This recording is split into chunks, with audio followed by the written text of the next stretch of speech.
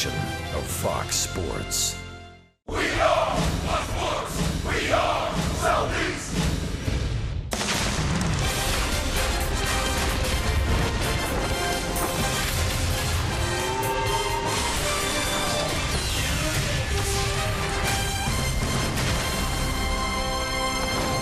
It is great to be back in Atlanta, Georgia, even if it's just for 3 short games against the San Diego Padres. Matt Kemp is now a Brave. He's greeting his old mates as the Braves and Pods meet in Game 1 of a 3-game series here in Atlanta. Hi again, friends. Chip and Joe, welcome back to the ballpark. The Braves off a 3-4 Western trip to Arizona and San Francisco. But it's a new look Braves offense since the last time we saw San Diego. And yes, Matt Kemp has had a very large hand in that for Brian Snitker's ball club. It's pretty easy when you look at the numbers, Chip, to see what kind of a difference he's made to the middle of the lineup and how he's made everybody better around him. The threat of Matt Kemp hitting behind Freddie Freeman has really caused Freddie to take off on a tear. He's getting more pitches to hit, and he's not missing them. Makes the lineup deeper. Take a look at this. For the 3 and 4 hitters for the Braves in July, averaging a little over 3.5 runs a game. They're now averaging close to 5 runs a game in August. Great slugging percentage, 12-8 on the homers with a couple of days to go. More RBIs and extra base hits. Biggest increase in runs in the National League, 3rd largest in the National League. So has he been a difference maker? You bet. And you can wipe away all those numbers for Julio Teheran, except that last line that was in yellow. The increase in runs scored, because Julio hasn't won a game at home. He's been one of the worst supported pitchers in the National League this year. Let's hope that tonight's the night that he gets that first win at home. His last 2 starts since coming off the disabled list have not been good. 9 runs, 11 innings. He still has the strikeouts, but he also gave up a lot of extra base hits, including a couple of home runs in his last outing at Arizona. You know he wants to win a game at home. Hopefully it's tonight. Hopefully it is tonight as the Braves face their former teammate Edwin Jackson, who's got the ball for the Padres. When we come back, Matt Kemp's not the only hot hitter. Ender Inciarte has been red hot since the break. A unique training method has helped him take off. We'll talk about that with Paul Bird when we come back to Atlanta right after this.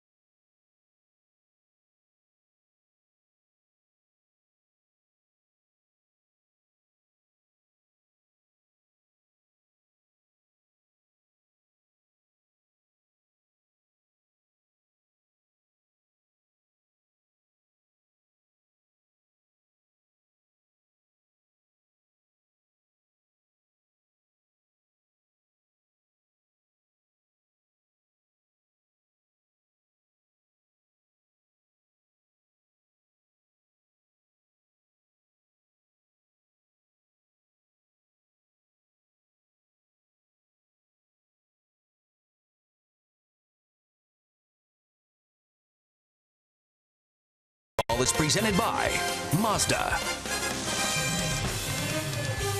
Well, Matt Kemp certainly helped this lineup. Freddie Freeman agrees he's killing the ball. Markakis picked it up. Let's not forget about Ender Inciarte, the guy at the top of the order that can throw the ball in from the outfield 94.3 miles an hour. Yeah, he's on a hitting tear too. Look at that average after the All-Star break at 359 on-base percentage up, which is what you want out of that leadoff hitter. What does he attribute it to? Well, he's working a new drill in the cage. What's different? You see the yellow string that comes down attached to a tee behind home plate. That does not let him get a long swing. If he does, he hits the string, of course. So he has to keep his hands in, working the ball up the middle. He has said that has been a tremendous help, really helped turning him around this season offensively. What does he attribute that to? Well, Kevin Seitzer has come in and initiated that drill, able to catch up with his thoughts on what exactly happens with that drill earlier today. What's the difference between getting long and getting extension? Extension happens through contact, not to contact. And long is when guys start to have that extension happen too early.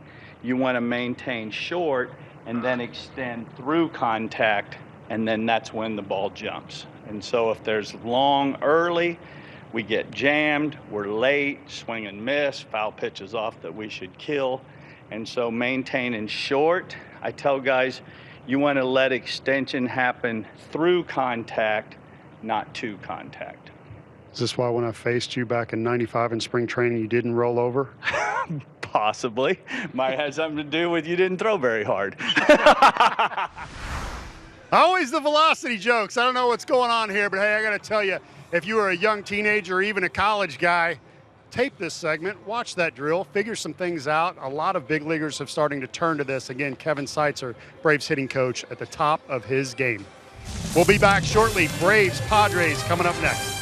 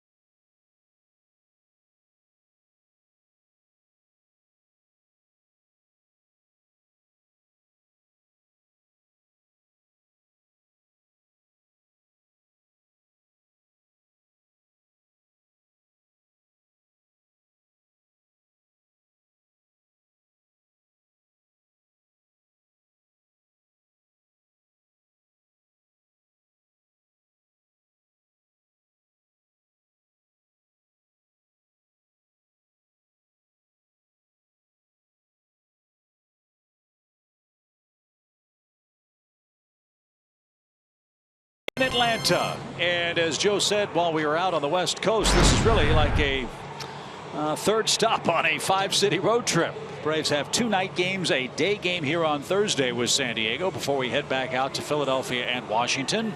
But whether it's home or away, you know Julio Teheran is ready to go. And as you said a minute ago, maybe today's the day he breaks into the win column here on his home mound. Let's hope so. And one of the things that's worth watching tonight that we have noticed in his last 2 starts coming back from the disabled list is that he's off a tick or 2 in his velocity.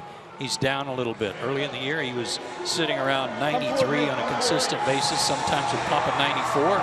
But his last 2, after the DL, he was more in the 90 to 91 range. We'll keep an eye on that tonight.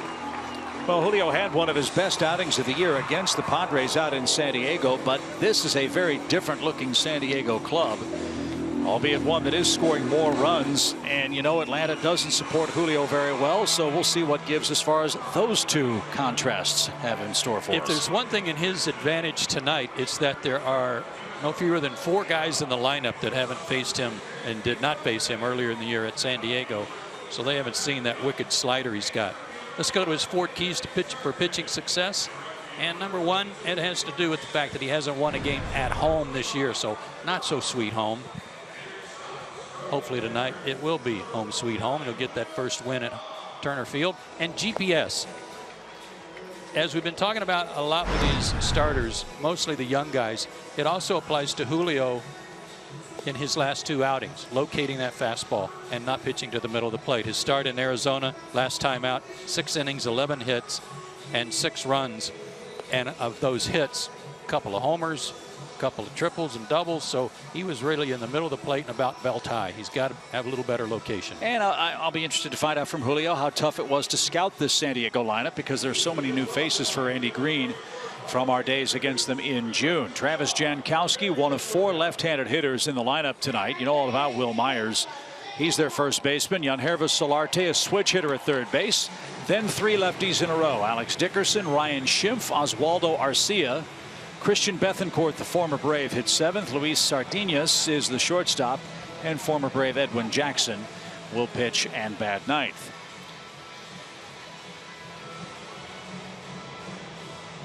Julio Teheran's last win came June 19th. And Andy Green hopes to make it 9 starts between wins for the Braves right-hander. Green's done a nice job under difficult circumstances. They too have traded a lot of their big name players.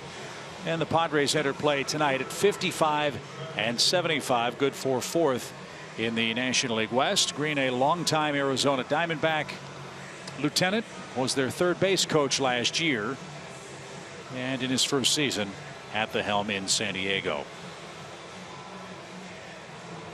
So we're ready to go. Beautiful night. Few clouds overhead. Gentle breeze blowing from right to left. Warm evening, but very, very comfortable. Not much humidity tonight, so hopefully that'll help Julio as well. He's 3-9 on the year. Travis Jankowski, hitting .256, is ready to go. And here we go. And a quick strike. Eric Cooper has the plate.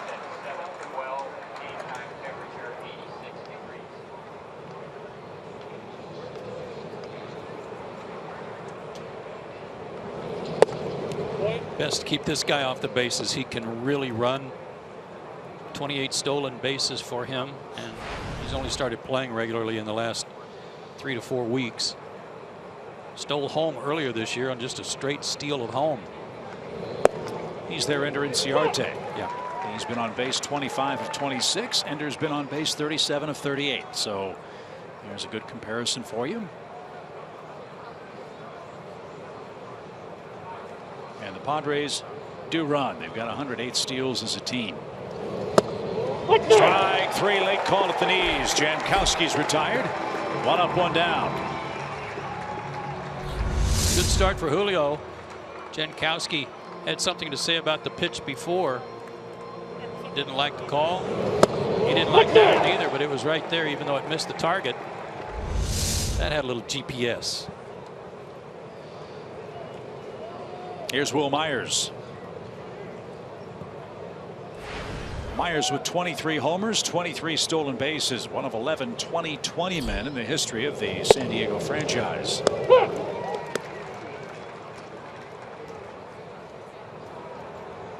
That seems like a lot.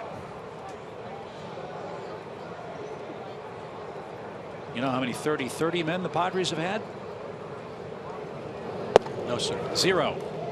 Nobody's ever hit 30 homers and stolen 30 bases for San Diego. Well, with a good month of September, he could have a shot.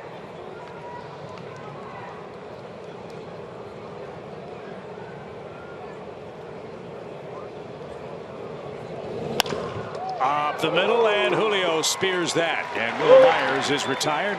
Quickly, 2 outs.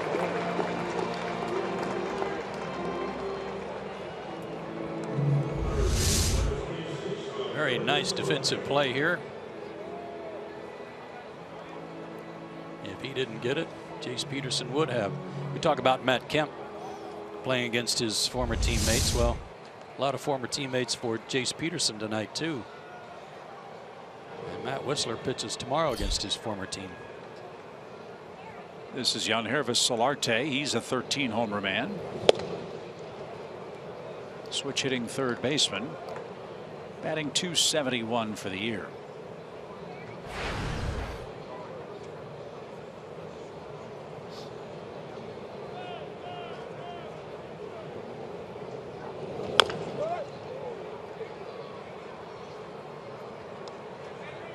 Solarte with good numbers against Julio in his career. Only 9 at bats, but he's 5 for 9 with a home run.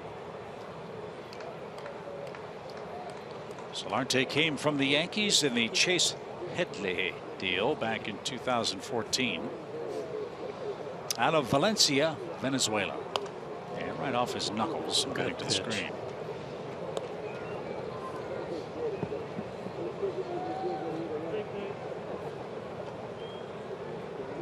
Nice year for Solarte last season. 14 homers, hit .270, played in 152 games.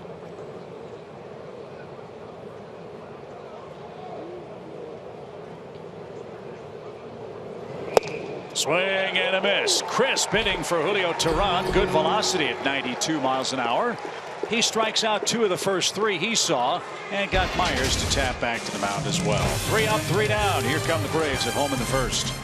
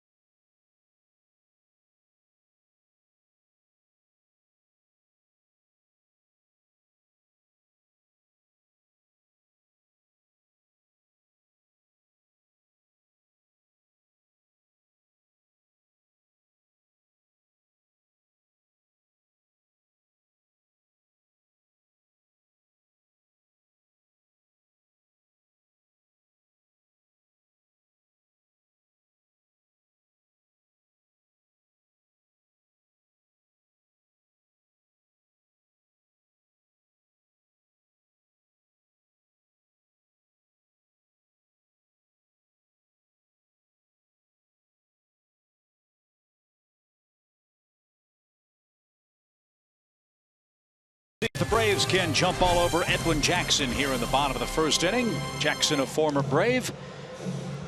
And, well, let's just say that the Braves have liked what they've seen when they've seen Edwin Jackson on the mound. Yeah, what that translates to is no success against the Braves historically. He is 0-5 lifetime against Atlanta with a 6 ERA. However, in his 7 starts with the Padres, he's had 4 quality starts, and 2 of those he's carried a no-hitter through 5 innings. So he's had something working. His fastball has been a little better, 95 plus, and he's throwing a lot of cutters now. We'll see how that all plays out.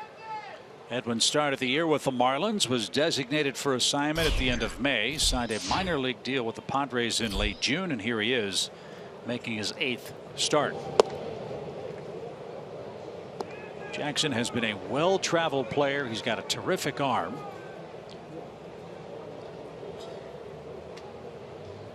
But there are only 2 teams in the big leagues he's never beaten. The Braves and the Padres. Huh. Well, I know he's a really good guy. We got to know him last year when he spent some time in an Atlanta uniform.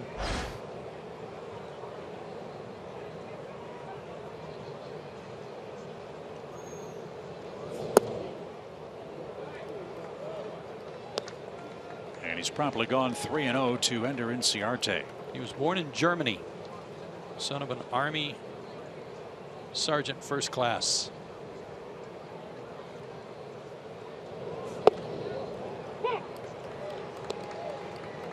His last start against the Cubs, he got beat. 5 innings, 7 hits, 5 runs, gave up 3 homers to the Cubbies. Ground ball right side, easy pick at second.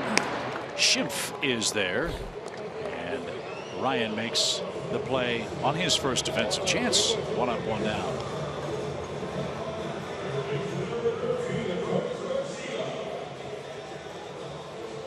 Here is Adonis Garcia.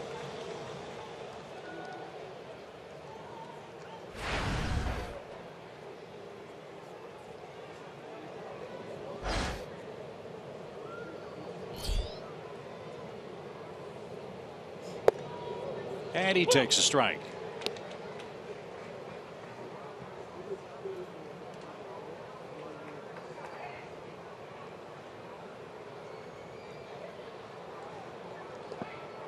And that's taken a little low. Some news for Adonis Garcia earlier today. His younger brother, Jose Adolis Garcia, has left Cuba to pursue a contract with a major league team. Baseball America. It's a line drive to right off the bat of Adonis. And the point of that is Adonis's brother still has Cuban citizenship, but he's playing minor league baseball in Japan and has decided not to go back to Cuba, but he's going to try to get a big league contract somehow, some way. And according to Baseball America, he was ranked as the 20th best player still in Cuba as of April of this year.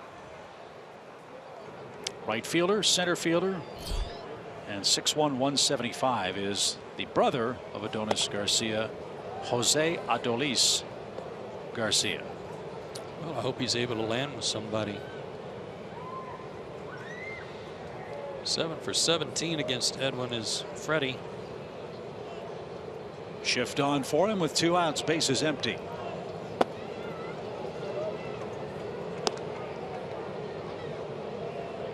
Great road trip for Freddie. 321 average, 3 homers.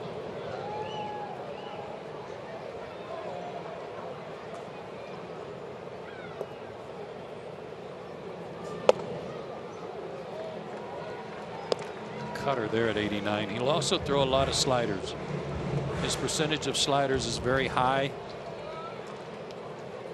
over 25%, and that's up there with among the highest percentages in the National League, in all of baseball actually.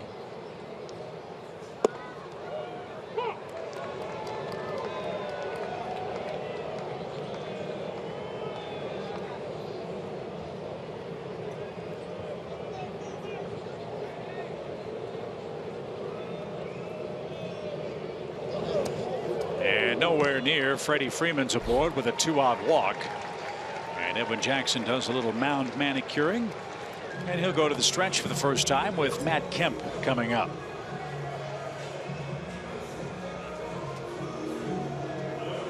First time Matt has seen the Padres since the Braves acquired him.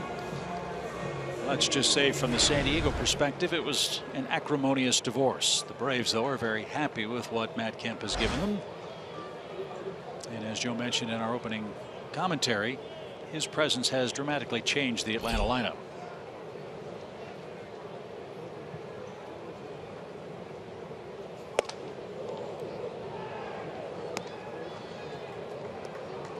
And it's not like San Diego didn't benefit from the trade as well. The cost savings for the Padres is in the neighborhood of $30 million over the life of what's left on Matt Kemp's contract.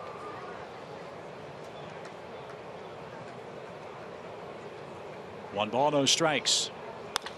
Fly ball, left center field. Long run, Dickerson. And in center, Jankowski tracks it down, and that retires the side. Freddie Freeman's left stranded after a scoreless first inning here in Atlanta.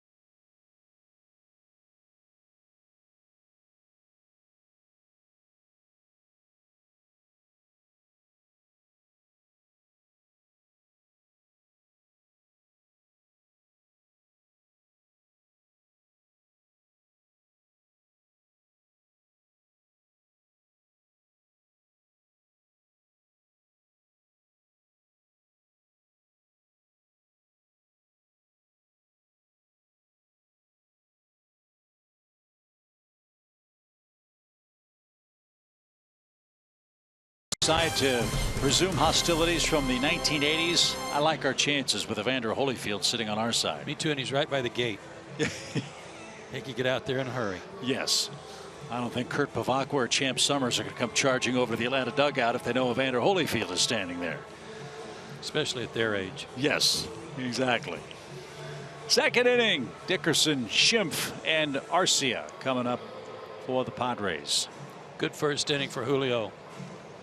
Good fastball location to strike out Jankowski. Good pitch to Solarte to get him to swing and miss. Alex Dickerson is a former Pirate farmhand. Padres acquired him in 2013 for a couple of minor leaguers, Miles Mikolas and Jeff Dacker. And Dickerson with 8 homers, 27 knocked in.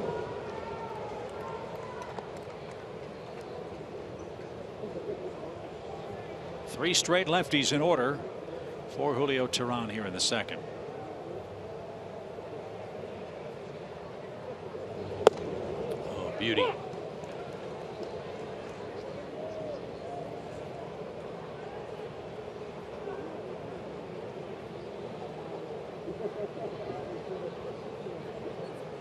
Dickerson, a local San Diego kid, getting a chance to play for his hometown team. He's from Poway High School. That's where the Giles are from, I believe. And then he went to Indiana to play college ball. Huh. And in 2010 was the Big Ten Triple Crown winner.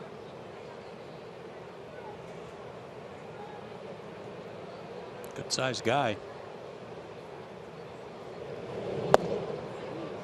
The thing about these guys that are in the lineup now that we didn't see before, they're all doing a little something that kind of catches your attention. He's got 8 homers. Jankowski, 28 stolen bases. Schimpf has been crazy with 16 homers. Opportunity to show what they can do. Ground ball towards short. Dansby with a backhand. Nice play, and he got his man by a step. Well, I got a question about that, because the Braves have talked about their plan. They've implemented it. They've stuck to their guns. They've stayed with their plan. I don't think you can say that about the Padres. They really have shifted course in each of the last 2 seasons. So where does that leave them, you think? Well, they do keep changing lanes, no doubt about it. And especially when a lot of their prized young talent is somewhere else right now, including Atlanta. You think about Trey Turner with Washington, so on and so on. They made a decision to go for it, to compete in the National League West with more veteran players. They took on more payroll, and they didn't stay with that plan long. It wasn't working out. And the only problem with that is all those prospects are gone.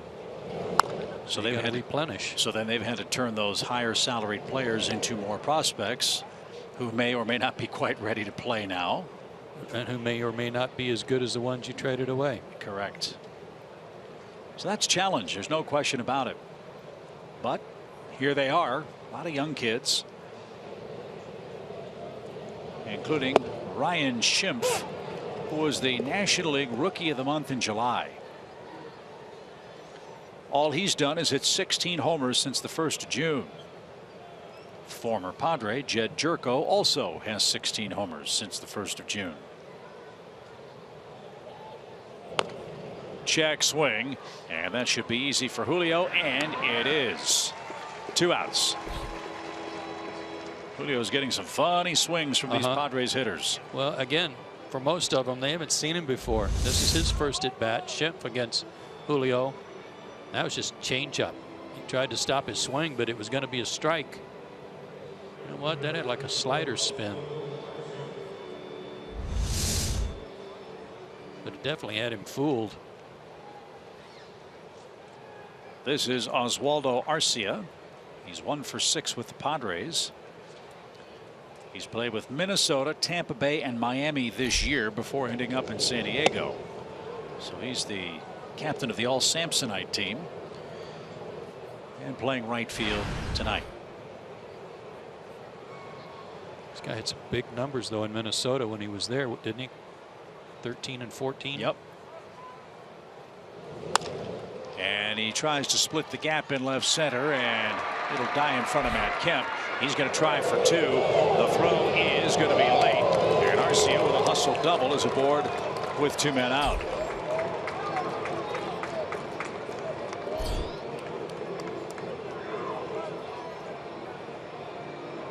Matt Kemp was going over and giving ground to cut this off to keep it from getting in the gap. But then when it hit in the grass, it just died. It's like it hit on a real soft green. He had to change his direction, and Arcia took advantage of it. And that brings up former Brave Christian Bethancourt, the San Diego catcher. Hitting .230. 6 home runs. And starting his 35th game.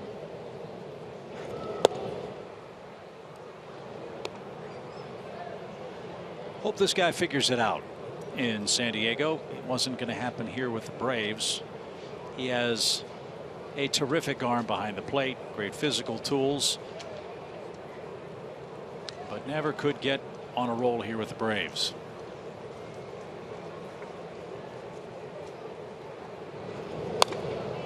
I think in some ways Christian got spoiled here.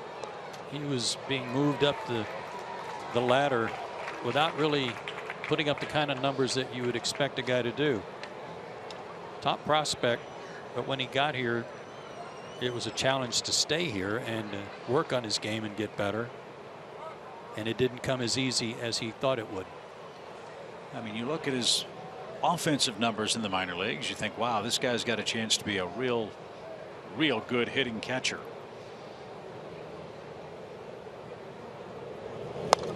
Pop fly foul back toward us. He had .275 minor league average.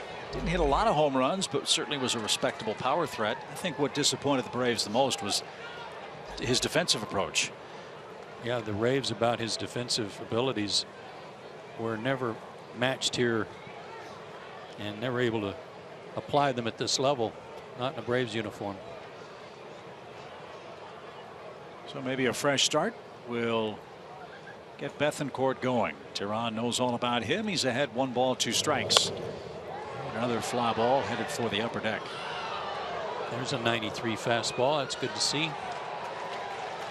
Well, also for a young guy, it might serve as kind of a wake-up call for him that the hard work that it takes to stay here. Yeah, you've said that all the time. Hard to get here, harder to stay. Right. And Bethancourt's still a young man, just 24. He'll be 25 September 2nd. So that's coming up. Pitch. Swing and a miss. Julio Teheran has struck out 3 Padres in the first 2 innings.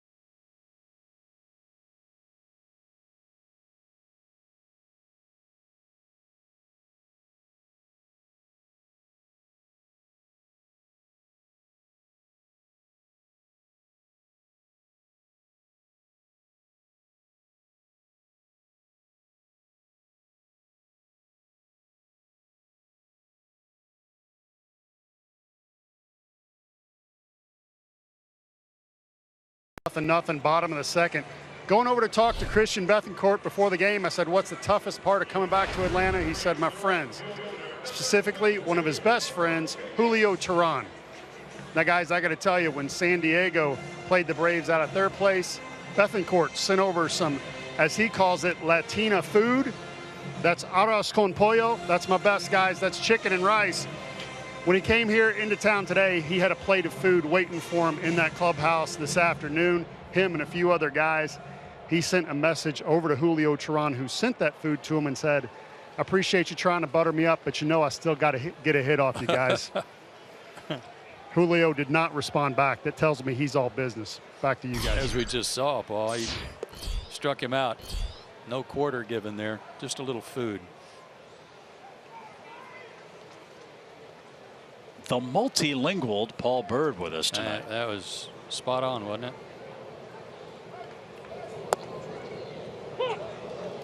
He's able to do that because he actually pronounces his name Byrd. Rolls the R and everything? Yep. Great to have Paul with us tonight, no matter how you pronounce his last name. 1 ball, 1 strike. And a late call there, and wow. Whew. Let's not start the series this way, shall we?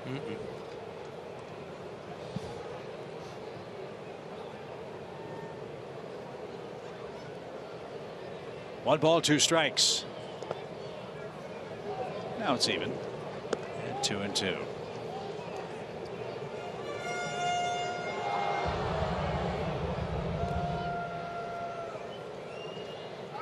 Nick had a rough go of it in San Francisco. 0 for his last 9 there.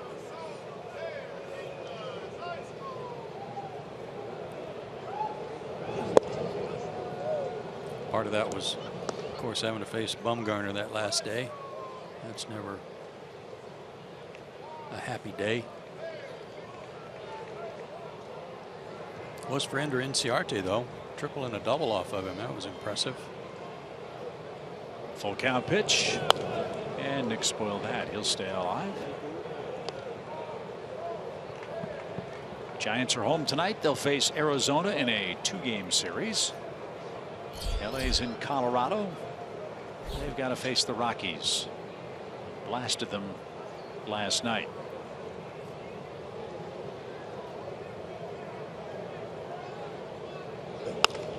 Markakis dumps one over third. There's a big league at bat. Yeah. That's the first Atlanta hit. That'll even up some of those hard hit balls he hit at people. Snap that streak. A lot of the plate. Want to make sure he had the outer third covered. Got jammed a little bit. Thing of beauty.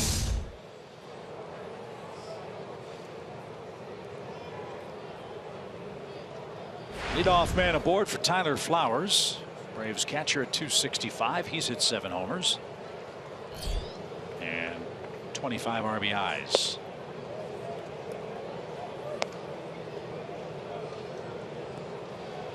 Braves have gotten some good production out of Tyler Flowers and Anthony Recker, and their catching core will be supplemented in the next couple of days when A.J. Pierzynski will be added to the roster once they expand after September 1st.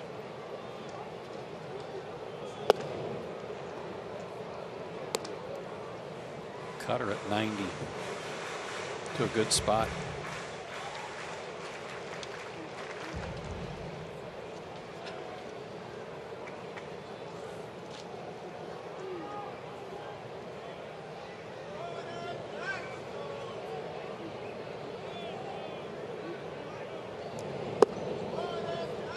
Edwin's one of those rubber arm guys that never seem to have any arm trouble. Never seems to have any arm trouble.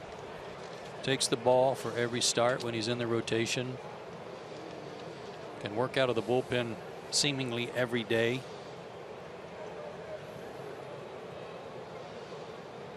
Well, he has had a long career. He came to the big leagues as a teenager. That was with the Dodgers, who originally drafted him as an outfielder. 7 years ago, he was an all-star with the Detroit Tigers. 5 years ago, he was part of the world champion St. Louis Cardinals.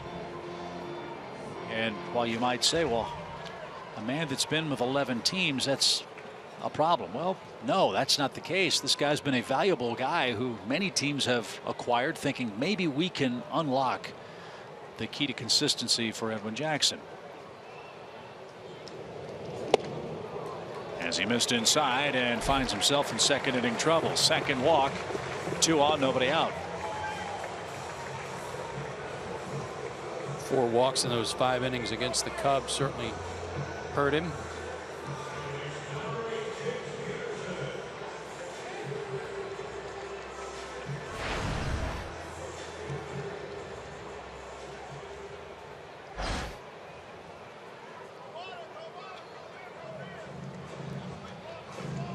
So let's see how the Braves play it.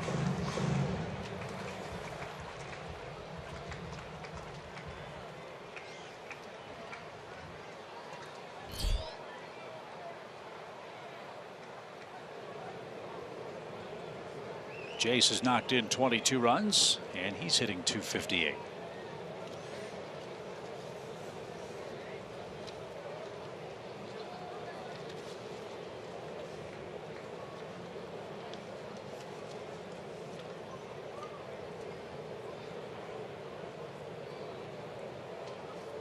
Jace got on base 3 times on Saturday, walked twice, doubled once. He had 4 hits on the road trip.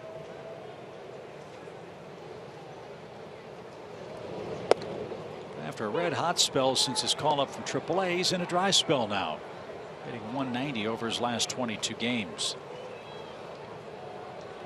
He hit well against his old club last year. .310 average, 9 for 29, but he was not with the big club when Atlanta was out west earlier this year. Double play ball. There's 1. There's 2. Runner to third, 2 outs.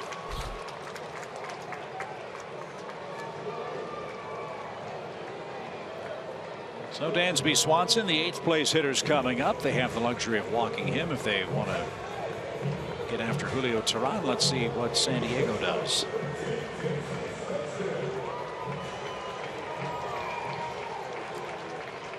Dansby had a nice road trip. 6 for 20, a .300 average. He's got a 3-game hitting streak. And a couple of defensive gems on the road trip, especially in Arizona. They pitch to him and he flies toward right. And Arcia is there, and that retires the side. A promising start to the inning, but double play and fly out sends us to a scoreless third.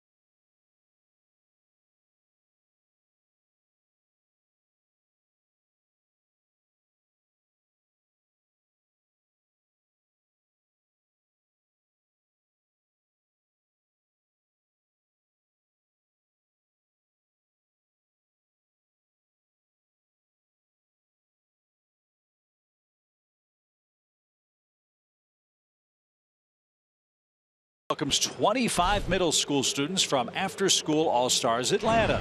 That group arrived in style on the Fox Sports Fan Express. They enjoyed a tour of the Braves Museum and had a chance to meet members of our broadcast team tonight. After School All-Stars is a leading national school-based organization that provides comprehensive after-school programs to youth. And locally, After School All-Stars serves more than 3,000 students in 22 Atlanta public schools. To learn more about After School All-Stars, visit afterschoolallstars.org. I bet they're having a big old time.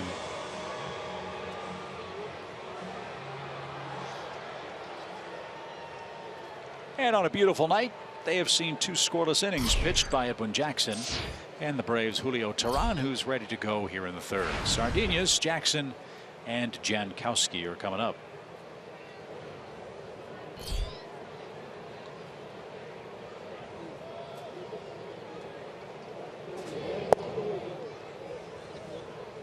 Braves, as I mentioned, went 3-4 on the road trip to Arizona and San Francisco.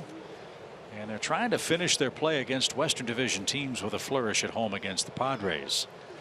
Atlanta lost 2 out of 3 in San Diego in early June. And to be honest, the Padres have had the Braves number the last couple of years. They've won 5 of the last 7 head-to-head.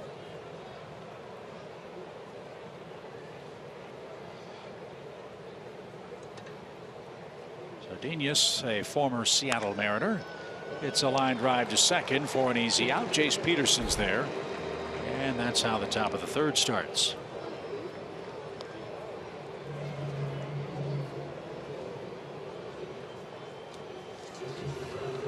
And here's Edwin Jackson. Remember, former outfielder. Got to the big leagues at the ripe old age of 19. Major League debut September 9th on his 20th birthday. He went 6 innings, gave up 1 run, and he beat Randy Johnson for his first Major League win. How about that? Breaking in style.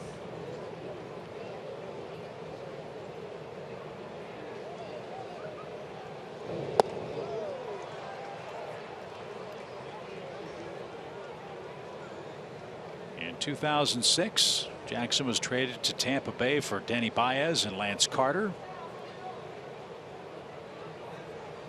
Won 14 games in 2008. Then was traded to the Tigers, where he was an all-star. As strike 3 is called, 4 of those for Teheran. And we could spend 3 or 4 innings going over the entire resume of Edwin Jackson with the number of teams that he has pitched for. But as you said, good arm, durable, good guy. That's why so many teams keep acquiring him.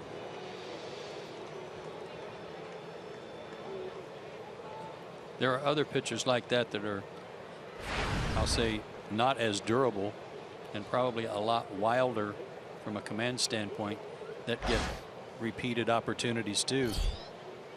But most of them have run out of opportunities. Edwin's still pitching. Boy, is Julio keeping the ball at the knees tonight. Yeah, beautiful.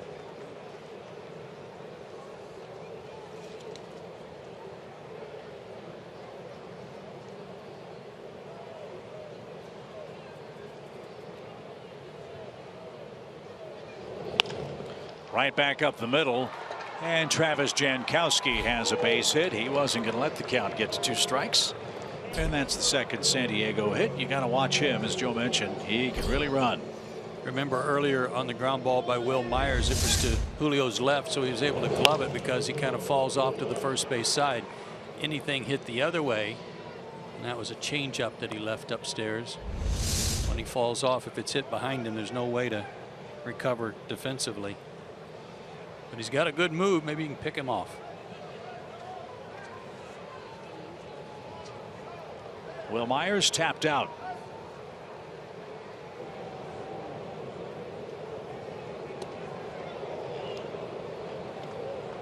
Will Myers is an old-fashioned hitter. No batting gloves. Hot, cold, doesn't matter. Got the fingers taped. A little pine tar, a little rosin, and get after it. He's from Braves country, from Thomasville, North Carolina. And that was low. 1 ball, no strikes. As Chip said, the Padres with 108 stolen bases, tied for 3rd in the league with the Diamondbacks. The Reds with Hamilton, the Brewers with VR at the top of the list. I was really worried about Wil Myers last year. Such a talented young hitter. He had tendonitis in his wrist, and then he had bone spurs in his wrist. That latter injury required surgery. You start thinking about wrist surgery, wrist problems for right-hand hitters, especially the left wrist. That's a big concern, but I think he's answered those concerns with a terrific year.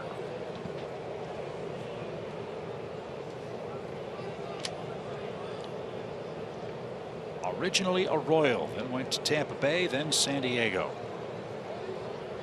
Was part of the Trey Turner deal. Saw Turner end up in Washington.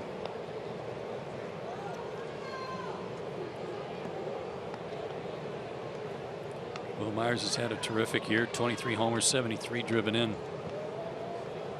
But the details on that Trey Turner trade you might want to revisit. 3-0 pitch.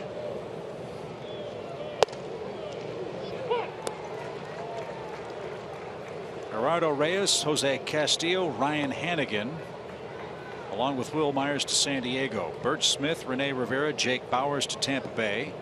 Joe Ross and Trey Turner to Washington. Travis Ott and Steven Souza also went to Tampa Bay. That was a deal completed right before Christmas 2 years ago.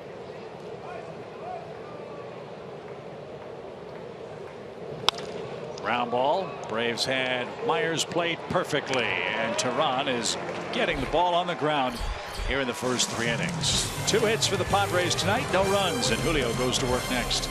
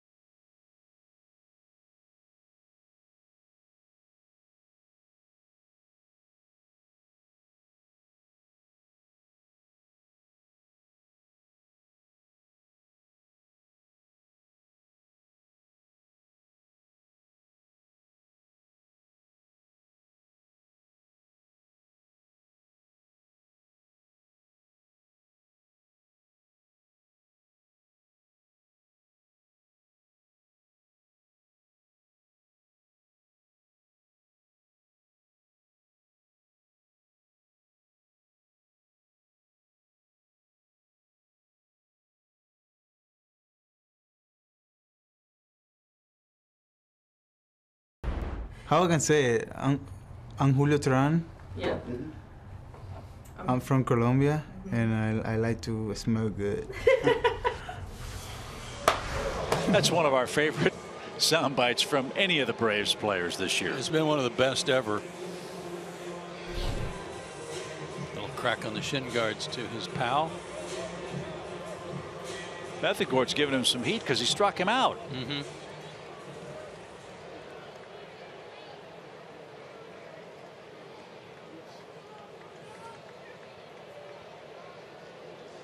All business now as Jackson gets ready for his first pitch of the 3rd inning, and it's off the plate.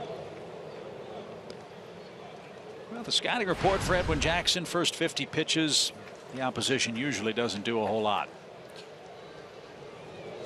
But after 50 pitches, the opposing batting average goes up by over 100 points, from 228 to 344.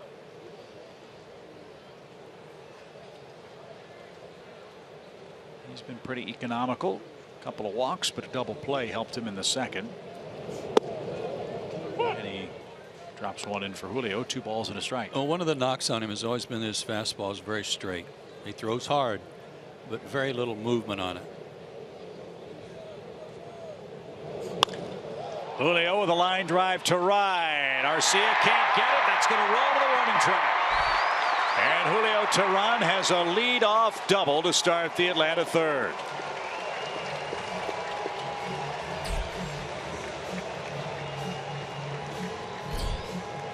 Seventh hit of the year. Like Garcia just took a bad route on this, tried to really take a sharp angle to cut it off, and at first I thought he might try to catch it. Fastball down, good swing. He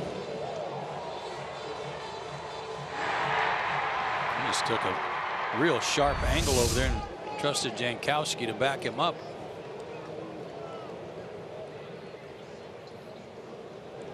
So let's see what Ender can do with his pitcher at second base. Ender grounded out to second to start the Braves' first inning. And a fly ball headed for left center field. That's going to get down. Jankowski makes the play. And Atlanta has them at the corners now. Back-to-back hits by the Braves pitcher and center fielder Ender Inciarte. And the Braves are in business with their first scoring chance of the night.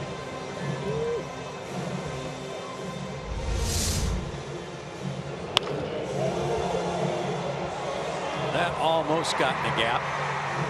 Good piece of hitting there by Ender.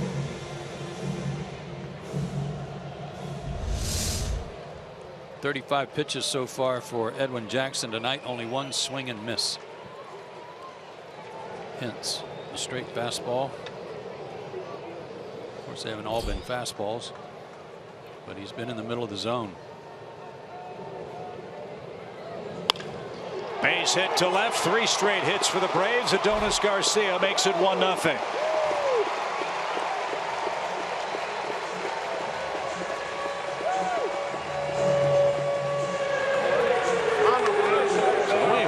Pitching and the way the Braves offense has come alive here in the third, you can understand Julio's smile as he heads back to the dugout. You know it. Watch Garcia here, hanging breaking ball upstairs. He loves that pitch above the waist and really more like letter to shoulder high. Rarely misses tomahawking one.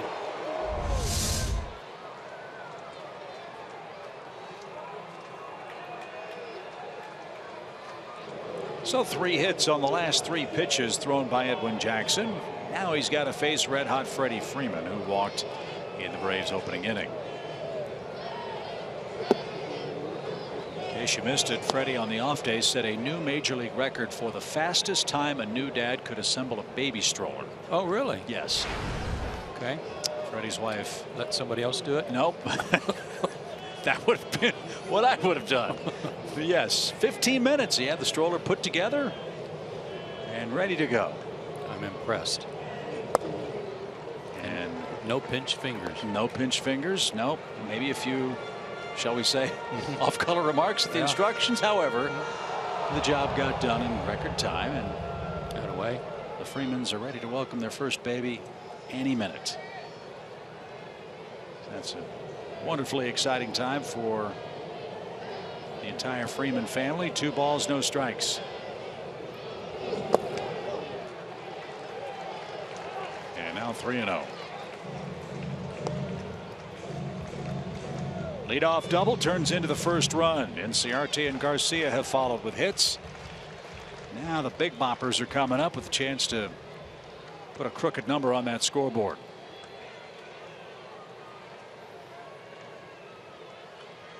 Freddie will be hacking. He loves 3-0 counts. He was, and a line drive hit to center. Jankowski can't get it. And they're going to wave Inciarte around. The throw's going to be up the third base line. It's 2-0.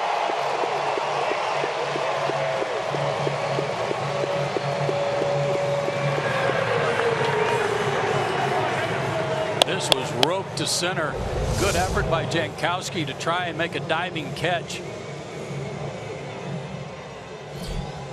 But it hit off the heel of his hand, his shoulder, his chin. And Inciarte, who was not standing on the bag, had come off the bag a little bit, able to score. Jankowski kind of picked the ball up and just threw it. He didn't even throw it to anybody. That helped. Here's that number we were talking about in our opening comments about the Braves offense. 3 and 4 hitters since Matt Kemp arrived.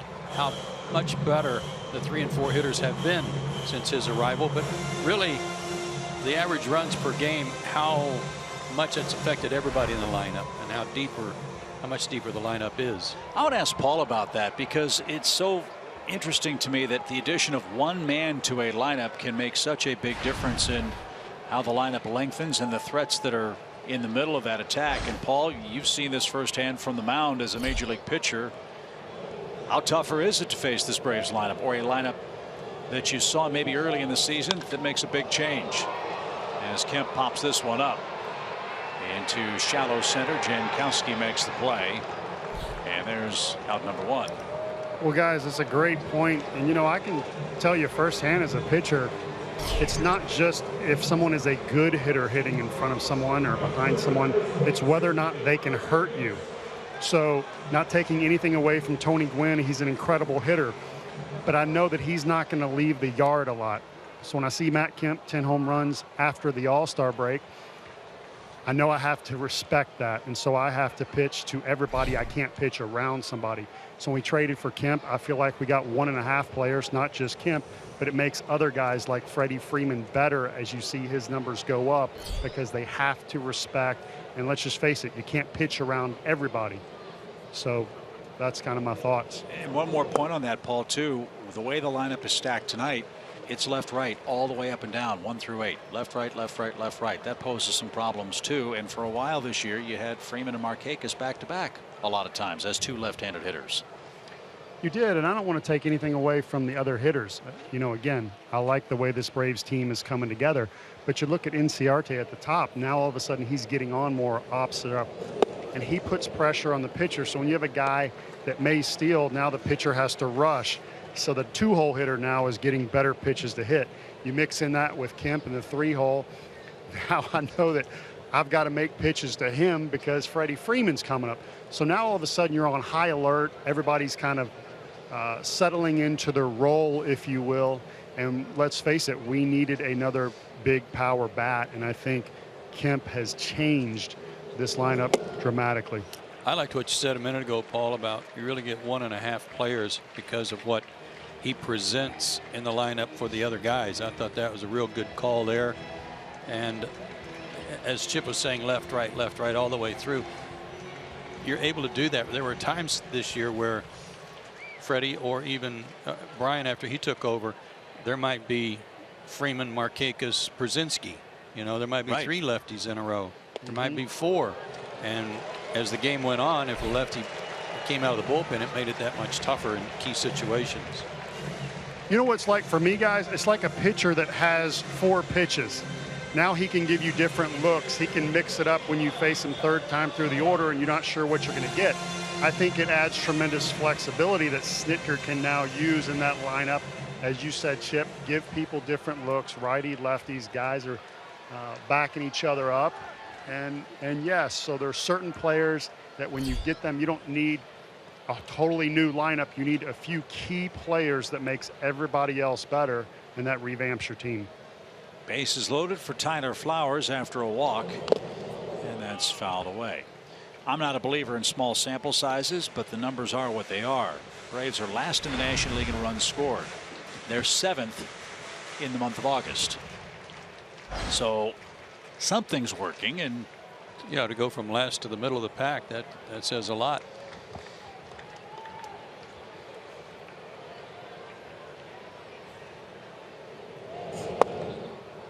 Downstairs, even count. And guys, if I may. Sure thing. We're about to find out how good Freddie Freeman really is. And I think him reaching new power numbers this year is indicative of Matt Kemp coming over and giving him protection. Yeah, Freddie's had a great month. I would say he's the odds-on leader to be the August National League Player of the Month. 9 homers. He's scored 24 runs in the last 21 games. 51 extra base hits in the last 79. And he's on pace to be only the 2nd Atlanta Brave to ever have 80 or more extra base hits in a season. Quite a year after a very rough start, and he'd be the first to tell you that. 1-2 pitch.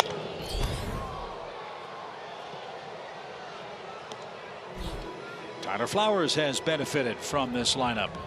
He's our Georgia Lottery feature. A lot of hits, a lot of doubles. You see there 4 in his last 8 games. Driving in a bunch of runs. Hit a ball in Arizona that would have been a home run here that was deep into that corner in left center.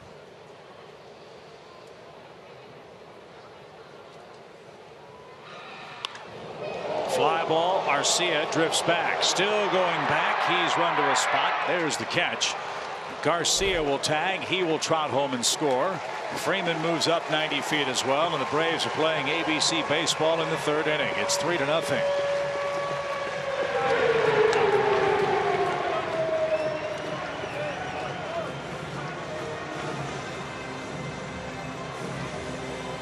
'26th RBI for Tyler Flowers. Those last 8 games numbers show you that that injury to his hand, that broken bone in his hand, not really affecting him in his swing too.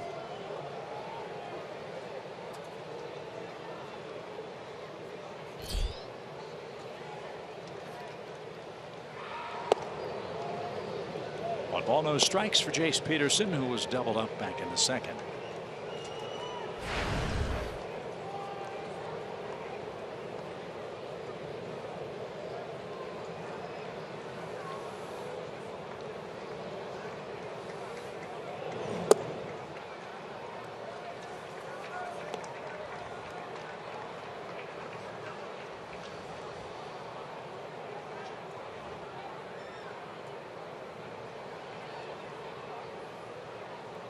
Heavy workload for Jackson. And still more balls than strikes.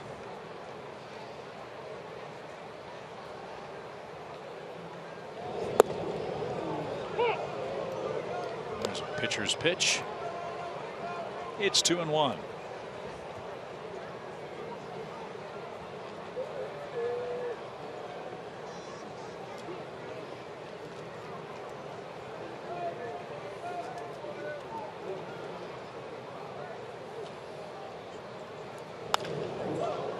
And that's whistled foul left side and in and out of the seats. 2-2.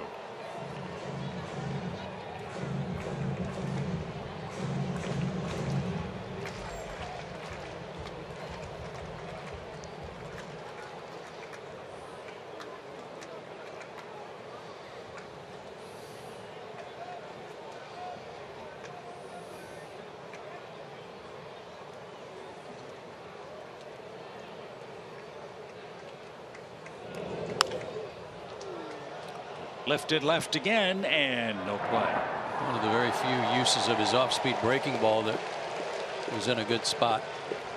Nice catch.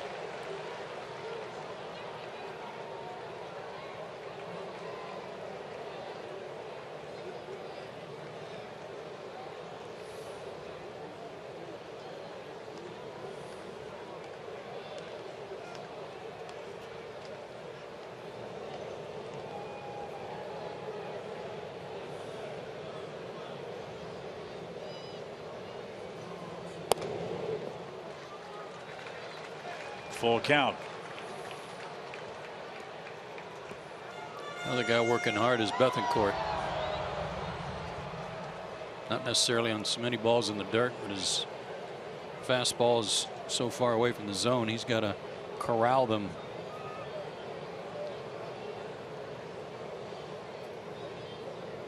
He's riding a bucking bronco right now as Jackson glares in for the 3-2 pitch. Markakis is running and a ground ball up the middle. It's a base hit. Freeman scores. Markakis will go first to third. And the Braves will bring Dansby Swanson to the plate. He's the 9th man to hit in the inning.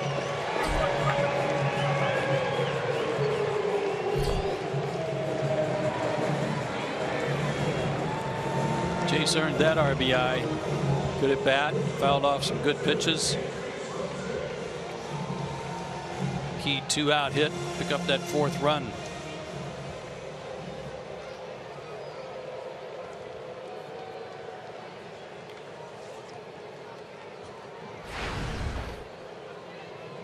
Well, the truck is telling us this is only the second time at home all year that Julio's had 4 runs scored for him. Wow. 2.9 runs per start, but only 2.0 runs per game while he's in the game of support. Braves have doubled that for him, and we're only in the 3rd. Carlos Villanueva is in their bullpen ready.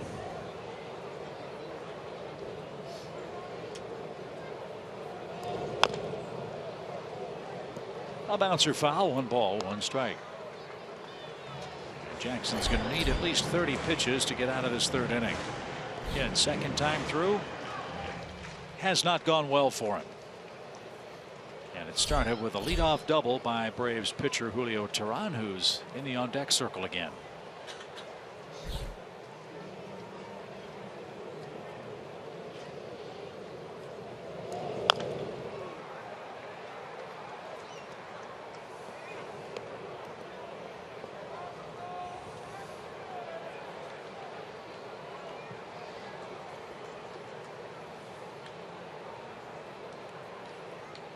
Dansby hit 600, hit 300 on the road trip, 6 for 20. His last 3 straight.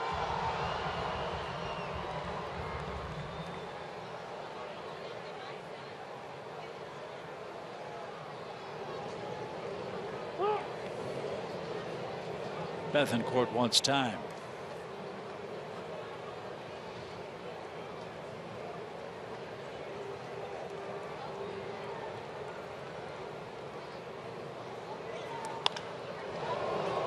Away. Chase Peterson will head back to first. We'll keep you up to date on all the other action around the major leagues tonight. The wild card races are getting more and more and more interesting in both the National and American leagues. And some division races are getting a little tighter than we may have thought would be the case as we head towards September.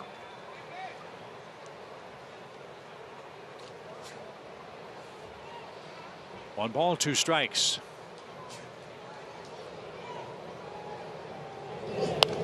Good cut.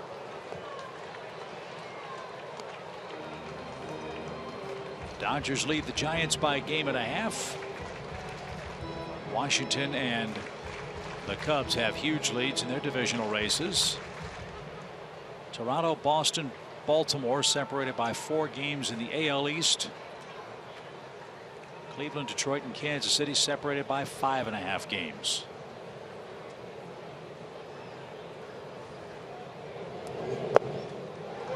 Two and two. Had a good swing at that fastball in on his hands, fought it off. They come back with a slider down and away and able to take it. Good pitch recognition not to chase that spinner.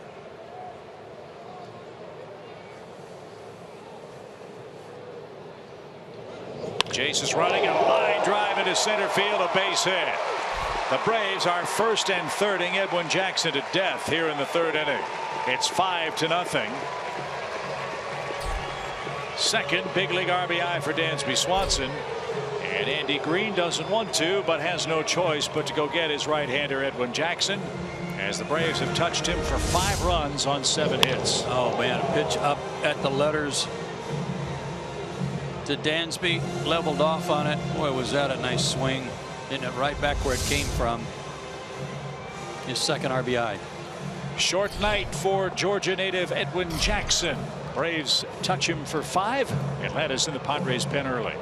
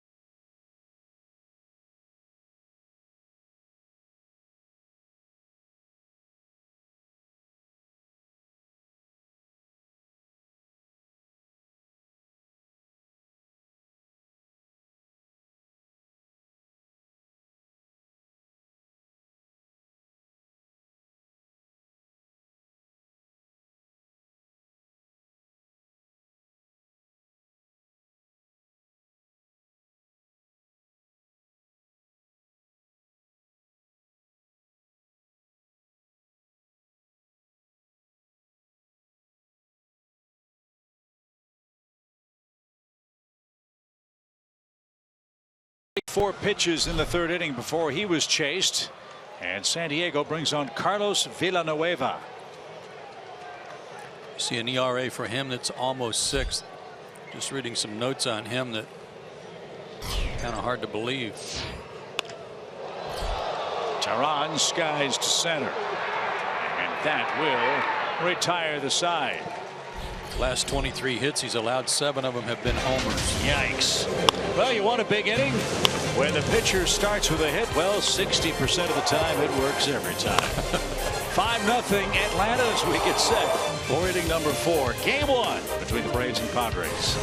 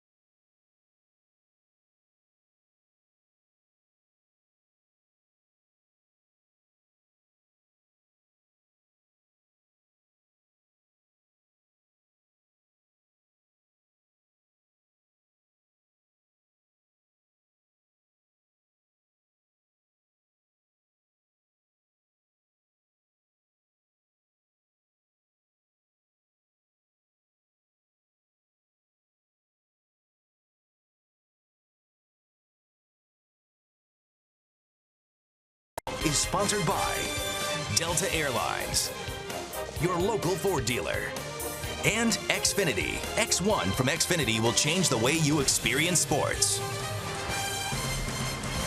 Big inning for the Braves. 5 runs across in the 3rd inning, and Julio Teheran, looking crisp, will get set for his 4th frame tonight. MLB.TV Premium, the #1 live streaming sports service, delivers everything you've come to expect and more. Watch every out-of-market game live in HD on over 400 supported devices. That includes a free subscription to @Bat Premium, the #1 app for live baseball. Julio scattered 2 hits. He has struck out 4 through 3 innings, and he'll face the 3, 4, 5 hitters for San Diego. Nice to see the Braves bat through the order in an inning.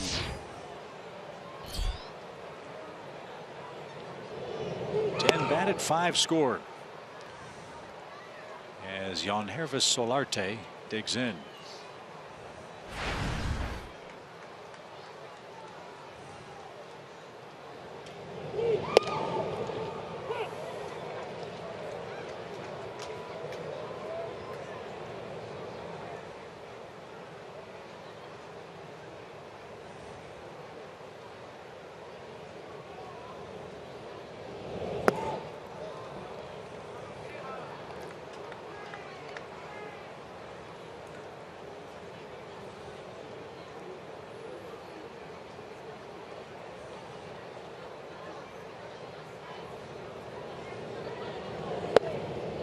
Pitch.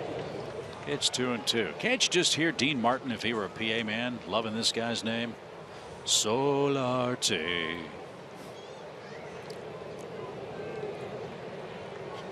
He's speechless. Yeah, somewhere I can hear that.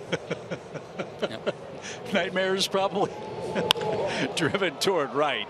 Markakis on the run. Leaps up, can't get it. It's off his glove and off the base of the wall. Solarte around second. He's streaking for third, and he's going to make it without a throw.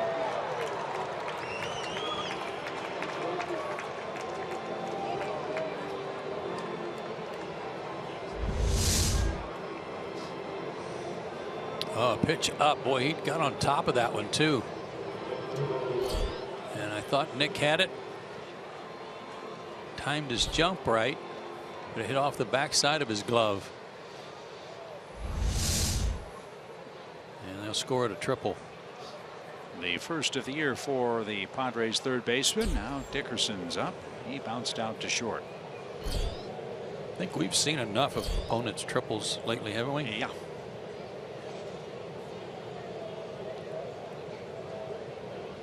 There's not a whole lot of fun the other day in San Francisco. No.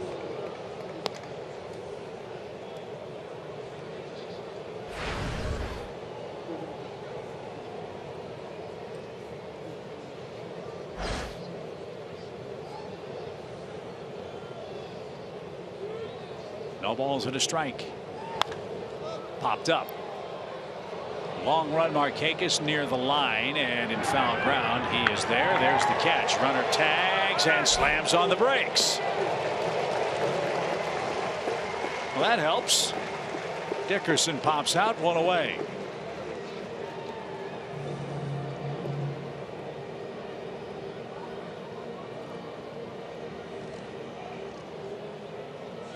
I was watching Solarte run when he hit the triple,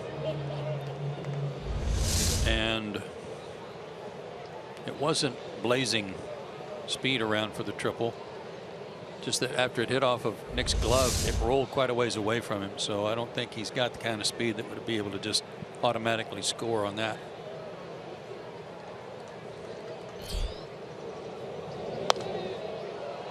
Ryan Schimpf is the hitter. What a pickup he's proven to be. He was a minor league free agent. He was there for the taking.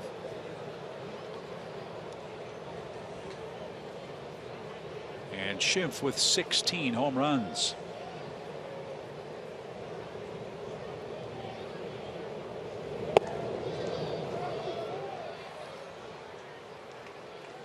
What organization was he with last year? Toronto, I believe. Isn't it interesting how scouts can see something in a guy that their original organization didn't see?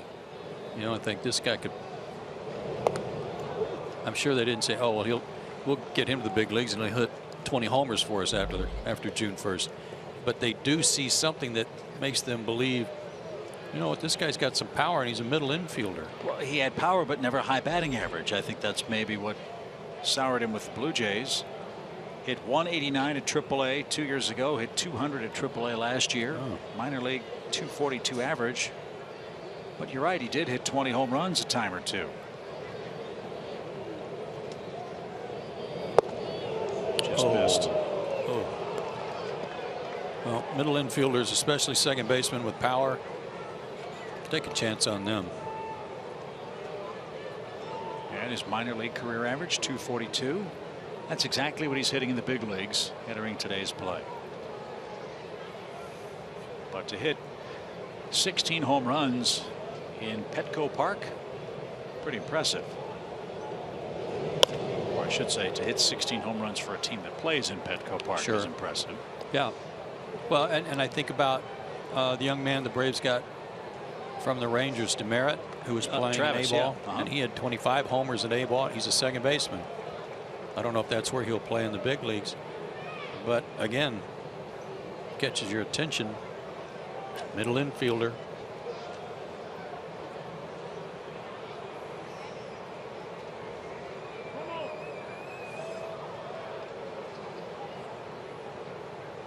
Takes him too long to get in the box. Got to work on that a little bit. Maybe he's helping the umpire pronounce his last name. Popped him up. Inciarte is coming in. No way Solarte is going to challenge him. Two pop-ups after the leadoff triple. Big pitches made by Julio Teheran. Now he's not away from getting out of this fourth inning mess. Yeah, it's kind of funny that those pop-ups have both been to the outfield, but neither one deep enough to get him home.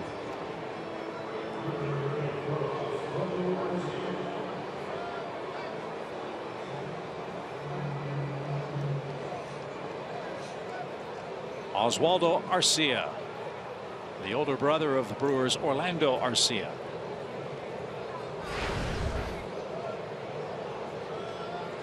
Doubled with 2 outs in his first at bat.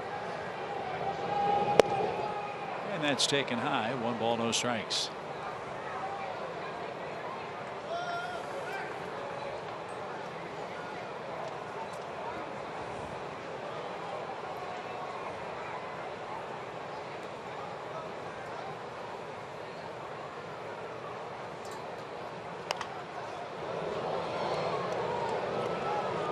Velocity's been back and better than his first 2 starts after the DL. A couple of fastballs back to back at 93. Good to see from Julio.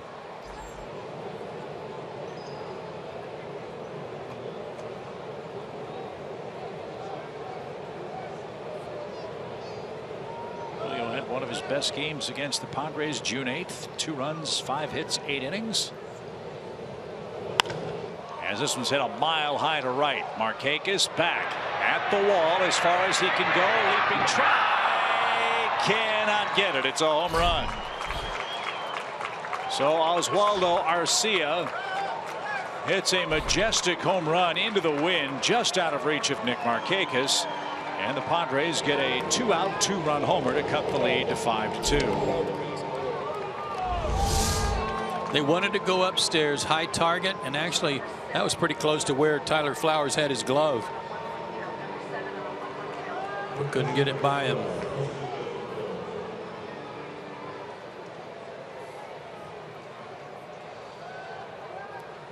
Oh, just out of his reach. So it's a 3-run lead now.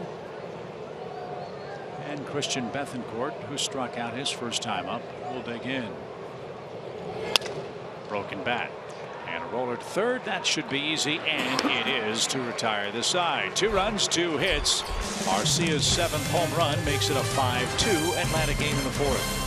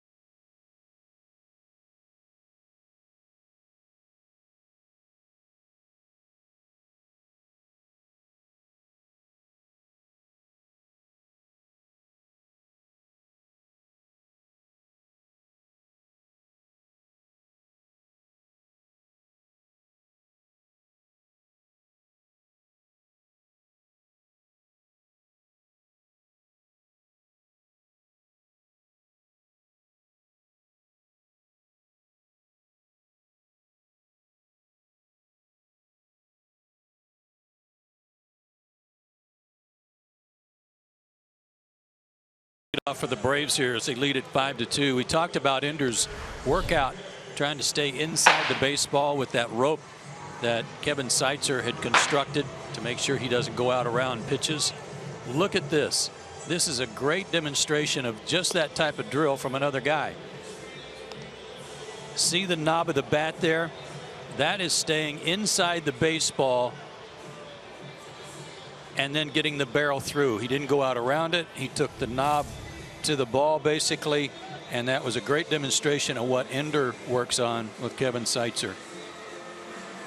Yeah, Paul, you look at that drill and you think there's absolutely no way a hitter's going to be able to swing the bat and not hit that cord or that rope, the rope or whatever it is they're using with each and every swing. It's amazing.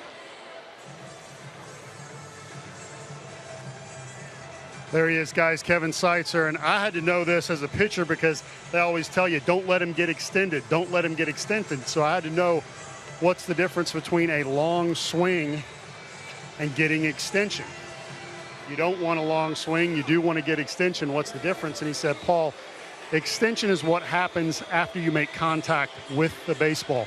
So we want to stay short path to the ball, explode on contact, and then let the hands and arms get extended.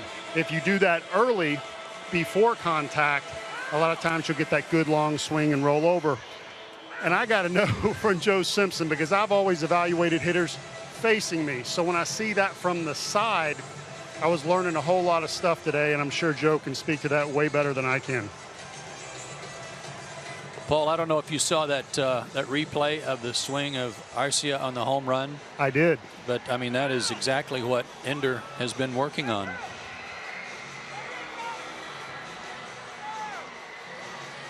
Now, we have a momentary delay here before the Braves go to work here. Christian Bethancourt was the man that started behind the plate. He is sitting without his catcher's gear on the San Diego bench. And perhaps the Padres are waiting for their backup catcher to make his way from their bullpen, because it does not appear that Bethancourt is going to be able to continue.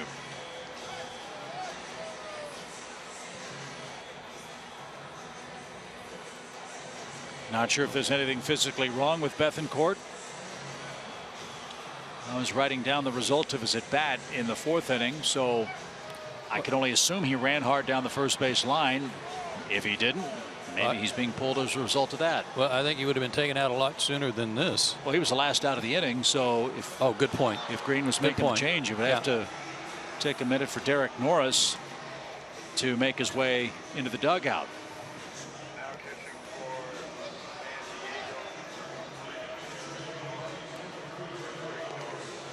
If he were ill, I would think he'd already be back in the clubhouse.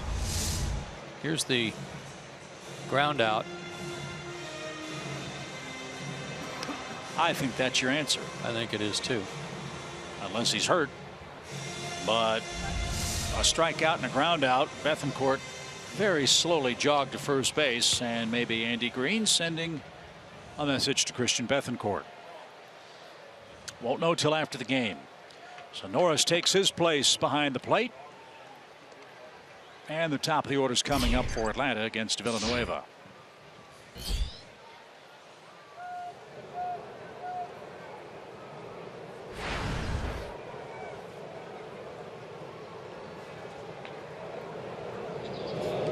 And a strike. Braves got 5 runs in the 3rd inning. They sent 10 men to the plate.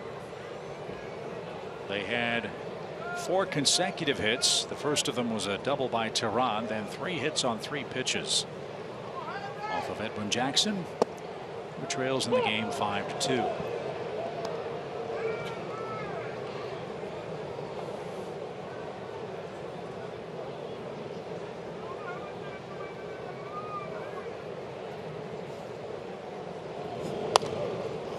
That's off the screen foul. And 0-2.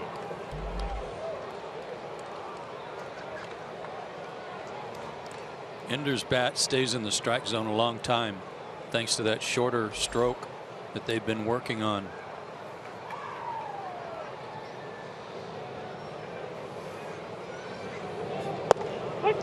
And strike 3 called. Good pitch. It was a good pitch. Ender's retired. First strikeout for Villanueva. And 1 out.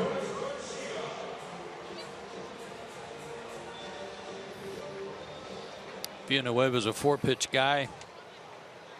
His fastball in the high 80s, low 90s.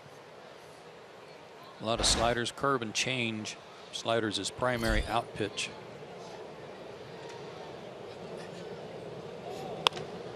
Sharply hit to short and on a short hop. Nice pick by Sardinhas, and that takes care of Garcia. 2 outs. And here's Freddie Freeman.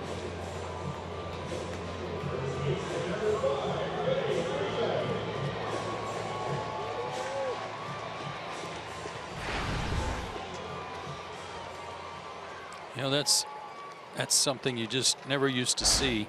That was a hard hit ball, short hop, that probably really skinned the ball a little bit on that short hop to Sardinhas, and the pitcher threw it out. The umpire didn't ask to change baseball. That's almost blasphemous to a guy like Don Sutton. Or Tom Glavine. He's going to throw him out of the Athletes Union if yes, he is. Keeps that up.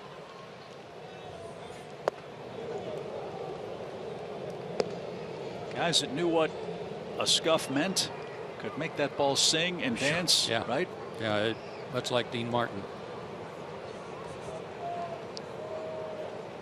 Whoa, whoa, whoa, whoa. Ground ball. Foul at first. And it's now a ball and 2 strikes.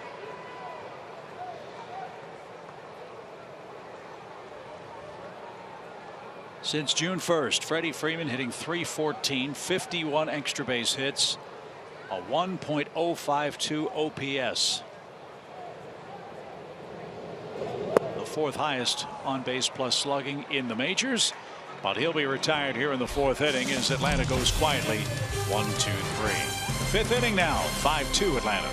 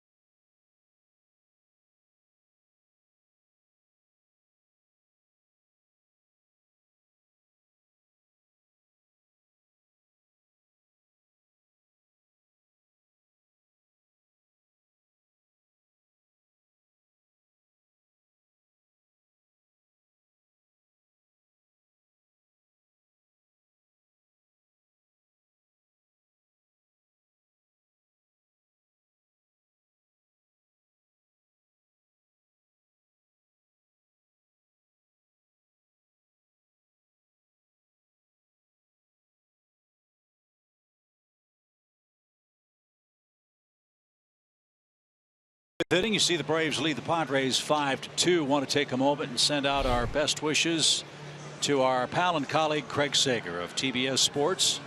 Craig, as you know, has been going through a tough time with his health, and we understand Craig's having a 3rd bone marrow stem cell transplant tomorrow.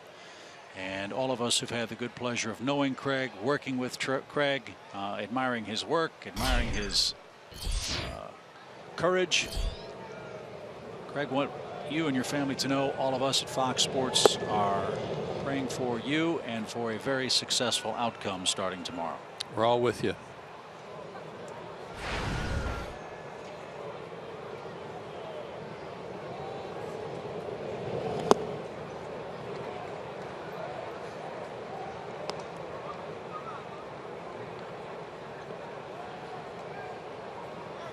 Luis Sardinas lined out to second his first time up.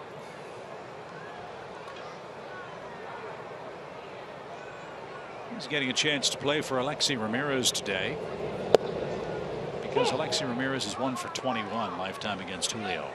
So Andy Green playing the matchup game.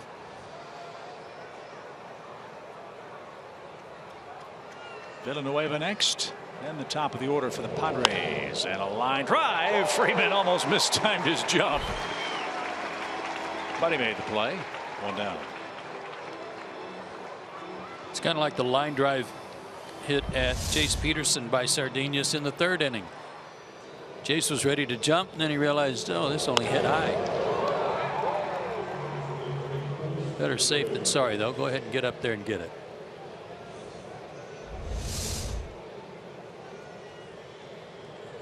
I'd say Freddie was showing off his vertical, but that would be.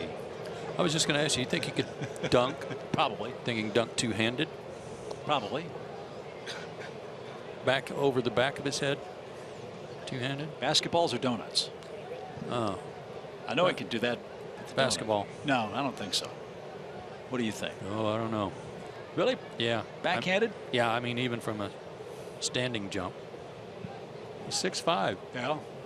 Got long arms. I have to ask him tomorrow. Oh, I'm sure he'll be coming to tell us about it. One way or the other, we'll get an answer. Uh-huh.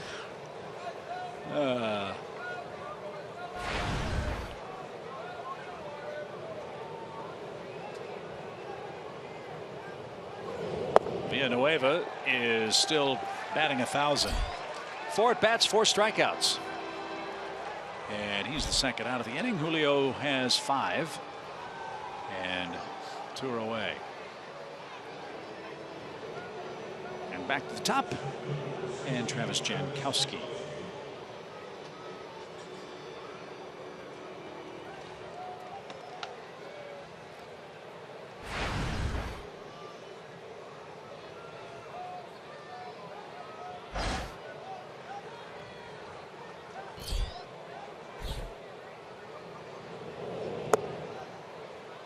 That's a little low. 1 ball, no strikes.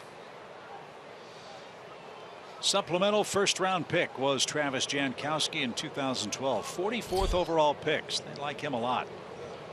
Out of Lancaster, Pennsylvania. It's Amish country.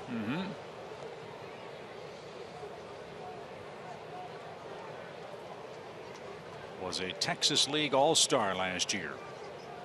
It's been a rapid rise for him. Made the jump from Double-A to the big leagues last season. Played in 34 games. And a strike.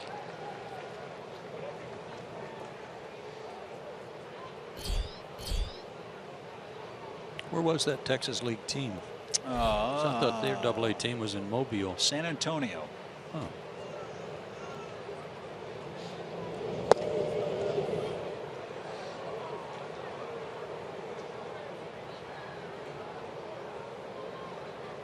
That's a good question. You're right. I think it was in Mobile. Did they move out of Mobile?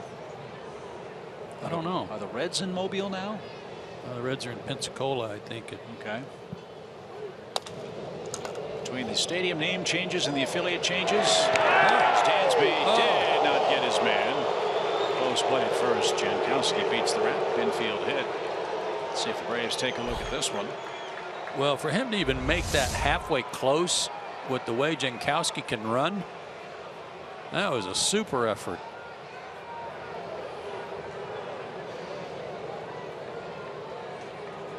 Yep. He made it, but barely. What a great try by Dansby. I caution everyone when I say this, but on that replay from the angle that we had, that reminded me so much of Chipper Jones. Just the way he came in and angled down with the bare hand and threw in one motion like that. Great effort.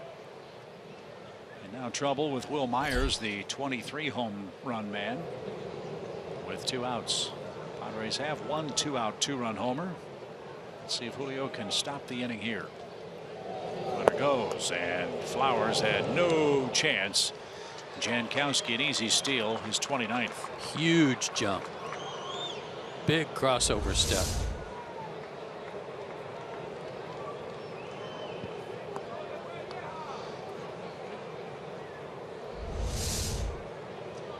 Nice looking player.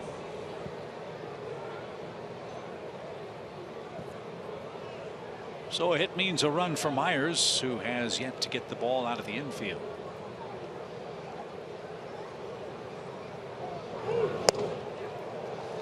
Chris, our statistician to the Stars, just told me that San Diego was in Mobile but moved out 10 years ago, so we're just a little off. That's now a Arizona affiliate. Just slightly behind. With your trend-setting broadcasters from your minor league expert, location guys. Yes. If they had a quiz and asked us to name the stadiums, you know, SunTrust Park, for the Trustmark Park, no chance for the minor leagues. None. Not to mention all the affiliate changes. Read somewhere that Bakersfield's out. Yeah. That's a long time minor league stop. Yeah, it's been the Cal League forever. But with all of the new stadiums that have been built in the last 10 to 15 years in the minor leagues, my understanding is in Bakersfield they still played at Sam Lynn Park. Really? And that has to be 60, 70 years old. 2 balls, 2 strikes for Wil Myers. And a swing and a miss. Good pitch. Couple of wicked sliders from Julio Teheran. He has struck out 6 men through 5 innings. Jankowski left stranded. It's still a 5-2 Atlanta game. Home 5th coming up.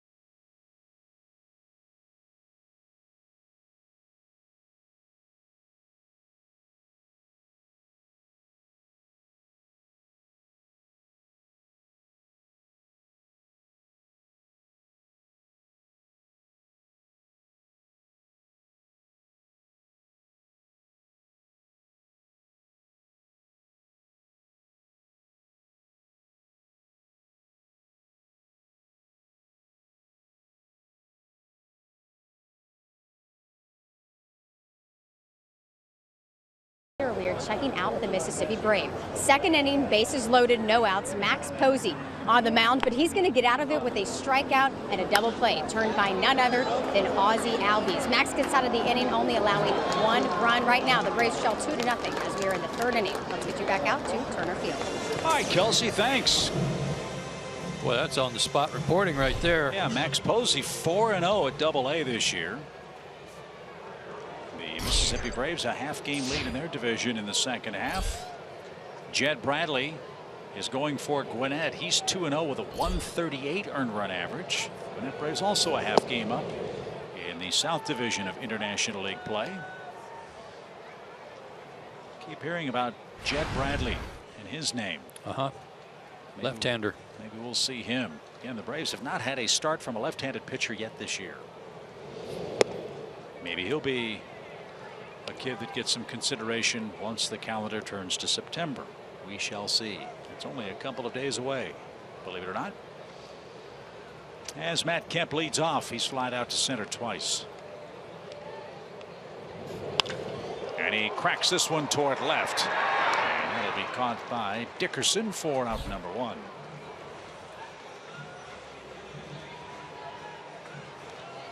Villanueva's done a nice job. 5 up, 5 down for him. Yeah, he's calmed things down a little bit. We were talking about minor league ballparks and improvements and what have you. Have you seen the pictures of what they've done at Dolphin Stadium?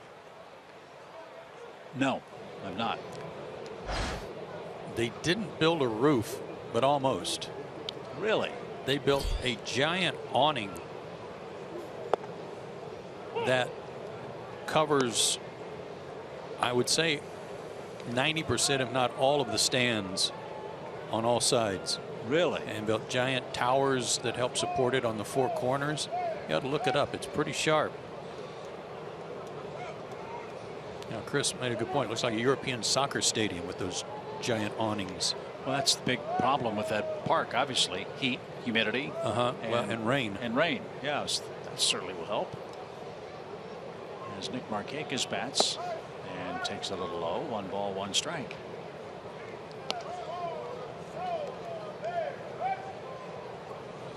Yeah, the Dolphins play there now. The Miami Hurricanes play there too. The college football season underway. Mark Richt still thought of very highly in this part of the country. Wish him well as the new head coach with the Miami Hurricanes. He's back home with the U. Nick with a pop up, and Solarte puts the squeeze on that. 2 outs. Line on Jet Bradley tonight. He's still in the game. Gwinnett leads that game 2-1 in the 6th. 5 innings, 4 hits, just 1 run. He's walked 6, but he struck out 4. And we got a note on Christian Bethancourt too. Left intercostal strain was the problem for Bethancourt. I assume he did that on the swing. Won't know again for sure until after the game. But he was running very slowly down the line after contact in his last at bat. Here's Flowers. Base is empty for Tyler, and just foul.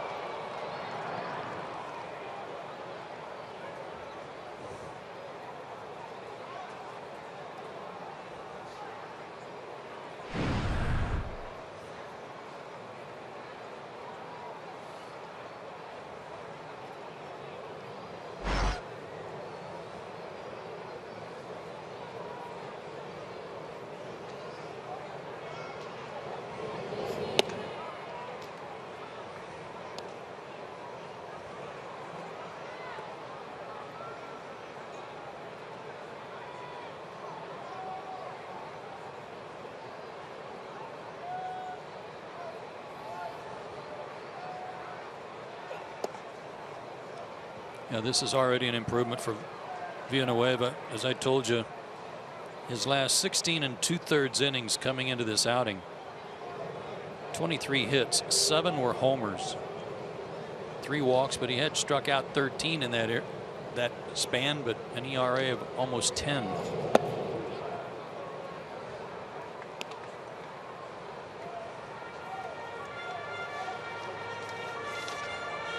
He's falling behind Tyler here. 3 balls and a strike as we approach 9 o'clock in Atlanta. Atlanta got 5 in the 3rd. San Diego 2 in the 4th. Julio Teheran has pitched very crisp baseball tonight. And Flowers takes a 2-out walk. First base runner allowed by Villanueva. And Jace Peterson will be the batter. Jace 1 for 2 with an RBI single. Nationals winning tonight 3-0. Max Scherzer pitching a beauty. Mets 3, Miami 2. That game's in the bottom of the 5th inning. Mets are trying to get on a roll. Cubs 3, Pirates 0. Cardinals, Brewers scoreless in the 4th. Those are all very important games in National League play. I guess the Cubs and Pirates had a dandy last night. Crazy game. And a shot up the middle by Jace Peterson. Flowers will stop at second. And 2 are on with 2 out. Cubs won 8, 7, and 13 innings last night. Pittsburgh was leading Jake Arrieta 6-3 in that game, but could not hold on. Another one of those good inside out swings, basically keeping hands inside the ball. Good job by Jace. Kid Wilson Contreras hit a home run in the bottom of the 8th inning to help the Cubs come back. Pittsburgh threw out 2 Cubs runners at the plate in that game. I think Solarte got them both, and it's both Baez. Both Baez. But the Cubs hurt Pittsburgh's playoff hopes. Pirates are a game and a half out of the wild card. Mets and Miami 2.5 out. That's why that game tonight in New York is so very important. It's Kohler and Lugo in New York. Miami lost a game started by Jose Fernandez on a Yoenis Cespedes homer in the 10th inning.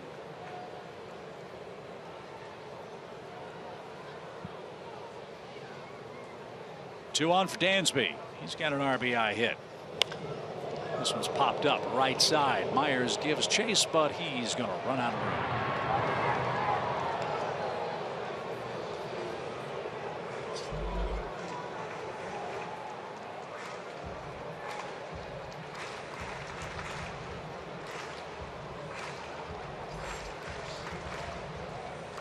Dansby's hitting .289.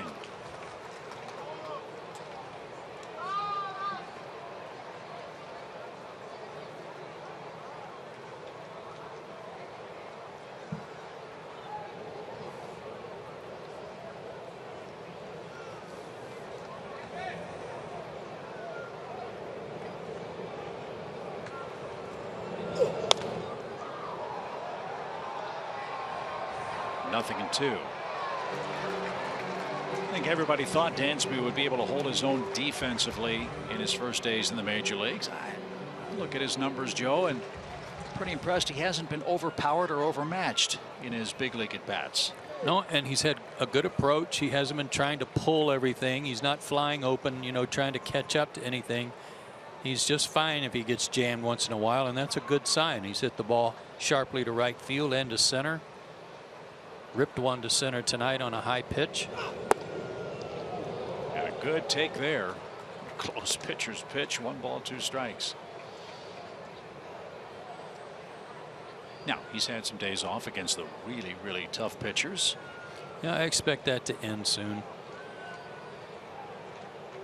I'm sure he'd like to test himself against those guys now. 1 ball, 2 strikes. Nice stop by Norris. Well, as Brian Snitker has said, it is not at all a lack of confidence in Dansby's ability to have good at bats against those guys, but those are perfect opportunities for the Braves to try to limit Dansby Swanson's workload. We've said it a couple of times. He's playing in more games now in his first full professional season than at any other time, and the Braves don't want to just run him into the ground over the last 6 weeks of the season. Yeah, but you know what? He's 22, right? Yeah. If he were playing in the minor leagues, he'd probably play in if there's a 144 game season, he's going to play in 135 at least. I don't consider that a heavy workload physically for a guy who's not a pitcher. Line drive down the left field line. That's going to get down for a hit. Flowers will score. Peterson's getting waved. He's around third. Relay throw won't be made. It's a Dansby double, and 2 runs are in, and the Braves up 7-2. Very nice. I like that. Dansby double. Off-speed pitch, too. He was behind in the count 0-2. Took that one that was real close. It's a changeup. That wasn't a breaking ball. Got a changeup. Kept his hands back and laced it. It's a 3 RBI night for him. All this trouble coming after a 2-out walk. Boy, have we seen that all across the big leagues this year. 2-out trouble that turns into big innings. And the Braves have their 5-run lead back here in the 5th.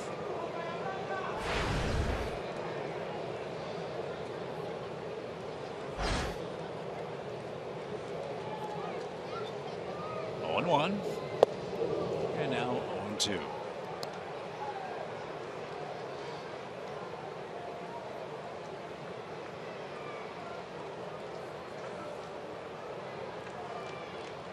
Julio Teheran has 7 runs of support tonight.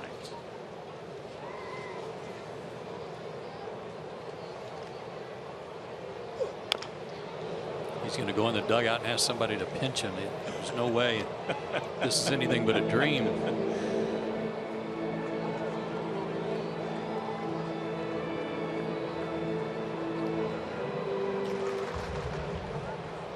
Trying to win his first start at home. 0-5 despite a .307 earned run average. 9 o'clock and an 0-2 pitch. He is bounced foul. AL games, Toronto 3, Baltimore 3. That game's in the 7th inning. The Orioles are fading a bit in the AL East. Toronto with a 2-game lead over the Red Sox. And Josh Donaldson is on a tear. White Sox beating the Tigers 3-2. That game's in the 6th. Cleveland up 5-4 on the Twins. Hot shot to Solarte at third, and he makes the throw And that retires the side. Dansby Swanson with a 2-out, 2-run double. We go to the 6th, 7-2, Braves in front.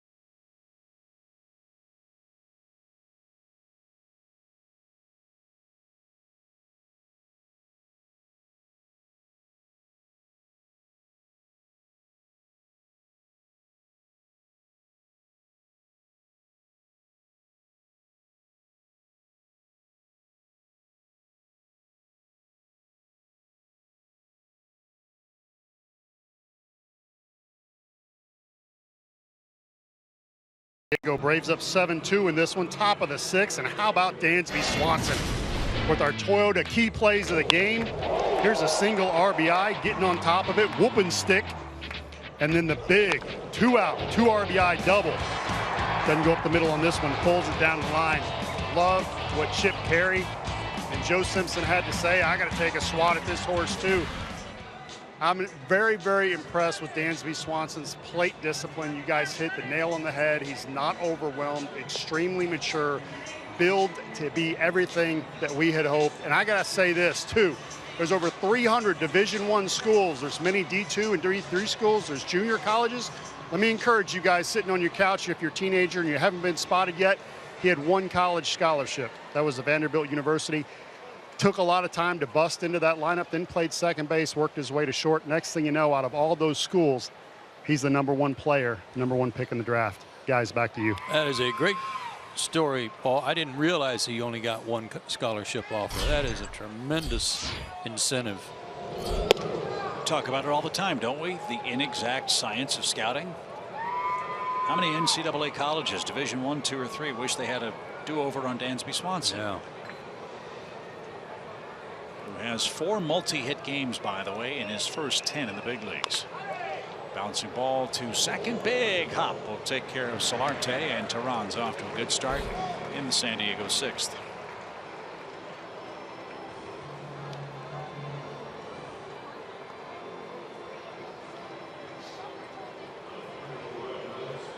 One more point for Julio. He's trying to win his first game since becoming a dad. Yeah. So that'd be special. Here's Dickerson. He's grounded out and flied out.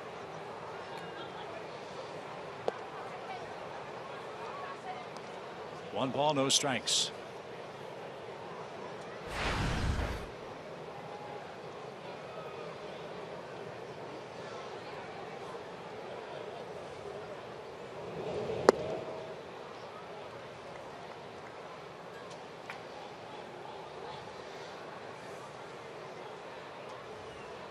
Yankees are winning tonight, beating Kansas City 3-0. The Yankees, believe it or not, are very much alive in the playoff race. Yes, they are. Broken bat. Julio fields and fires to first in time. Big chunk of the barrel ended up by the Braves dugout steps. Dickerson was sawed off. He's the second out. It might have been one of those cupped ends, Chip.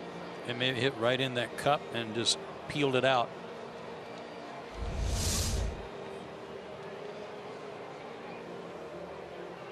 Yep.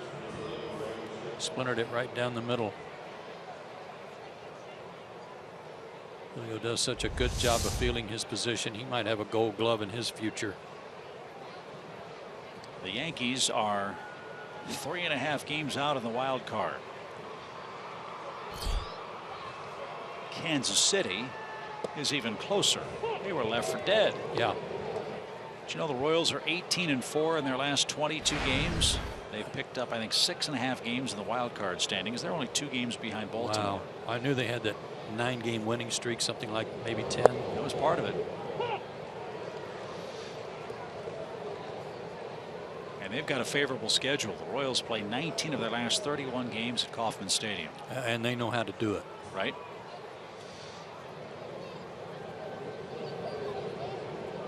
Oh, 0-2 for Ryan Schimpf.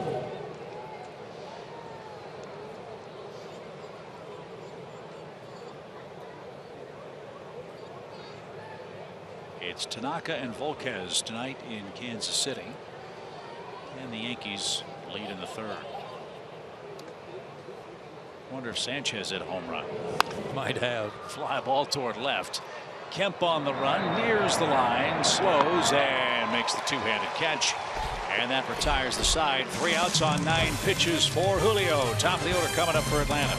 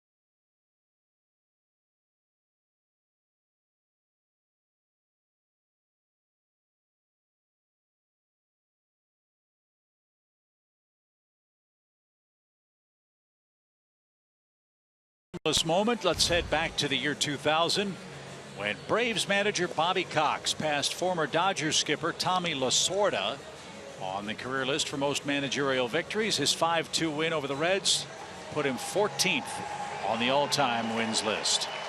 And he ultimately was the 3rd winningest manager in baseball history. This is Christian Friedrich. He's the 3rd pitcher of the night for San Diego. We saw him out west. Didn't he start a game against the Braves? He did. He sure did. Low to mid 90s, or excuse me, high 80s to low 90s with a slider that's in the 80s. Curve and a change. Villanueva went 2 1/3 innings. He gave up 2 hits, 2 runs, including a homer. So Friedrich versus Inciarte leading off.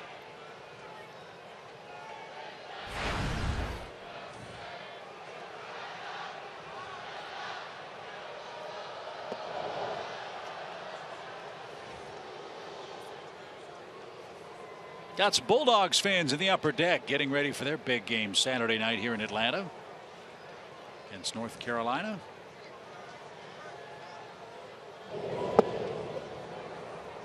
I give him an A, Joe, for enthusiasm, but their woofing was a little bit out of sync. They got to work on that in the next couple days.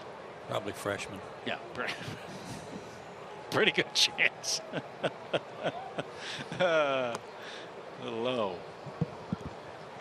It's 3-1. Friedrich started against the Braves on June 6th out there and beat Atlanta 7-2. He went into the 7th inning. Only 2 runs, 2 walks, 7 strikeouts. Pitched a good ball game.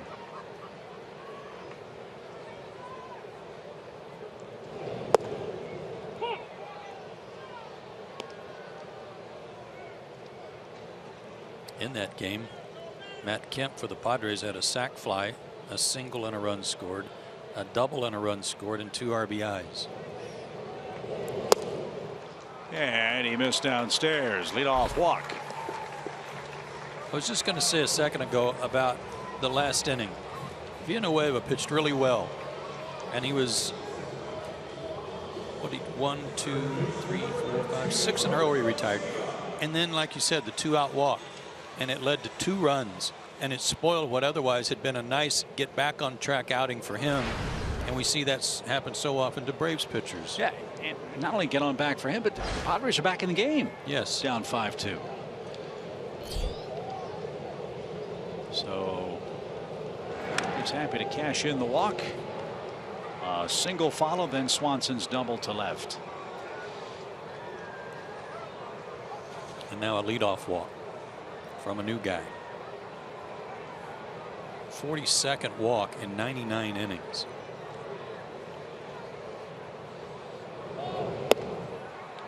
Way outside.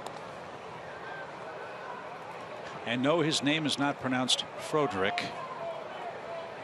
like Young Frankenstein, but Friedrich. Well, when it's sad to hear Gene Wilder passed. I thought I heard something about that this morning, but I wasn't sure I was hearing it correctly. It is sad.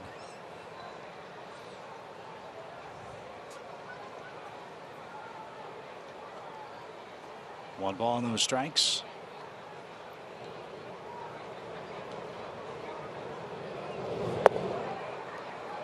You had to pick between Blazing Saddles and Young Frankenstein. Man, that would be almost impossible.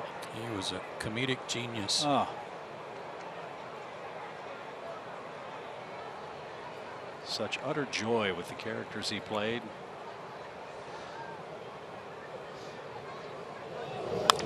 Bouncing ball, speared. Nice play. There's one. And a nice turn and scoop by Myers. That takes care of Adonis Garcia. A 1-4-3 put out. And Freddie Freeman is the hitter. Another lefty-lefty matchup. Lefties don't bother him. Heck, nobody's bothering him, as you see on the Academy Sports leaderboard tonight. Extra base hit, 67, just one behind Nolan Arenado. Tied with 2 other guys who are red hot, Bryant and Murphy. And that's good company this year. Back to the mound. And a nice recovery by Friedrich. He pitches around a leadoff walk and then gets 2 comebackers. This game heads to the 7th. 7-2, Atlanta leads it.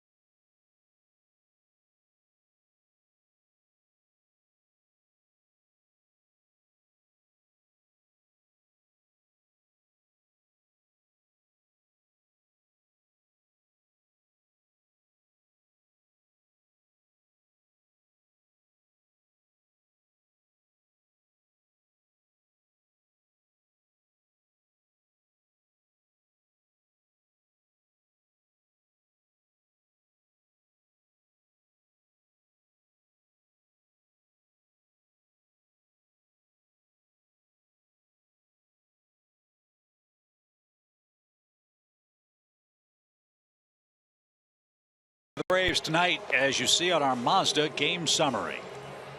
Don't you like that when you see it? Look at all those A's on those caps tonight. Jace Peterson 2 hits against his old ball club. Dansby with a 3 RBI night. And Julio with all these runs to work with for the first time all year long at home. He'd never received more than 4 runs to work with all year. And tonight he's got 7 and pitching really well. And he's got a double too. Yeah. Yeah, he got that rally started in the 3rd inning. So every parent's dream. With school in session, straight A's for the Braves youngsters tonight. As Arcia digs in, he's had a good night too, a double and a 2-run homer.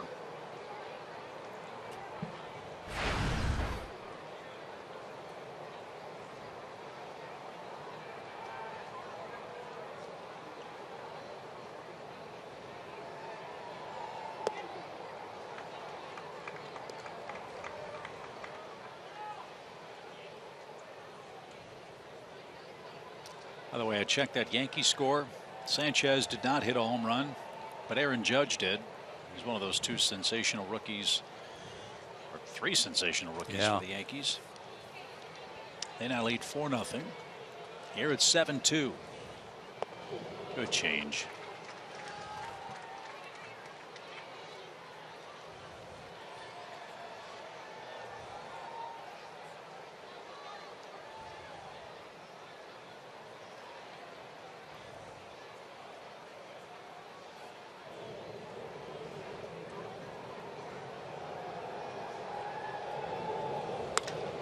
In the air to center, and Ender is there for the first out.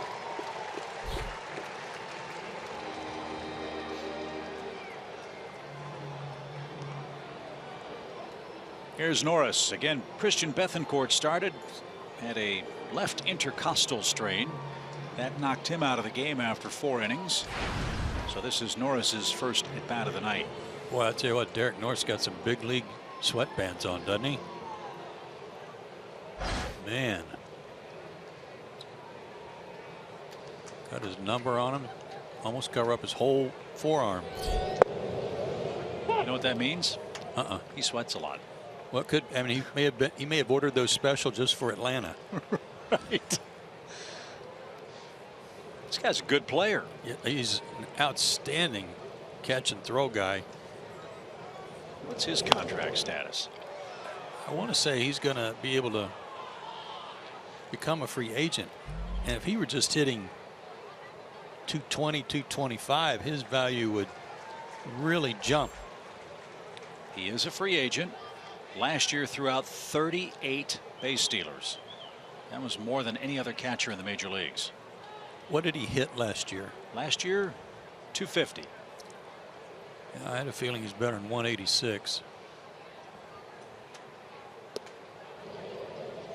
He's just highly regarded defensively. And yes, he is sweating.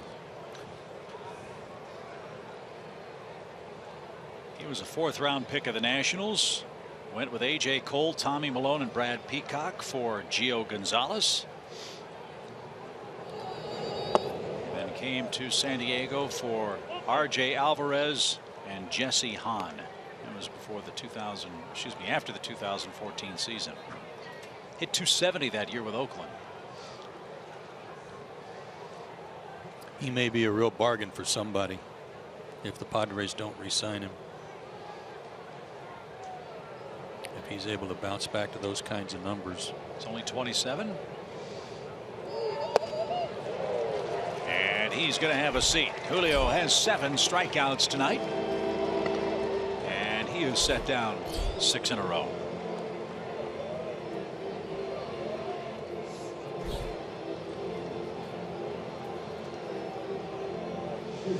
And Sardinas is the hitter.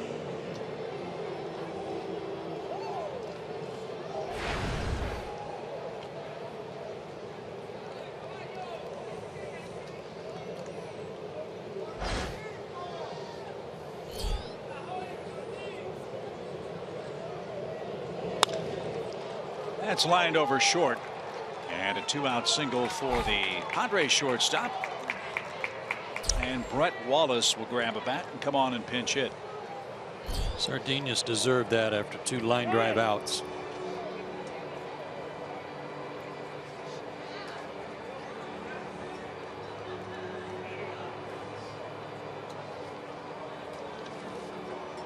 We've seen Brett Wallace a time or two with the Astros and others.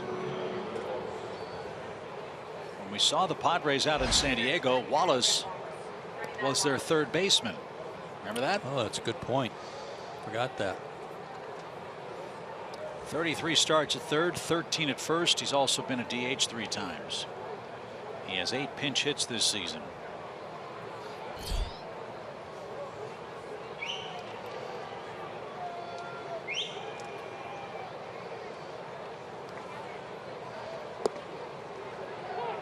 And I give Brett a ton of credit for trying to play third base at the major league level when he had very little experience there. Was he? Didn't we reach? Didn't he play in college when he signed as a third baseman out of Arizona State? Yeah, I think so he that's had right. some experience there, but just not in professional ball. At least not that much. Right, and you know, he went out there and gave it everything he had. It didn't look pretty at times. Right. But you got to admire the fact that he was willing to do that for the Padres, a team for which he hit 300 last year.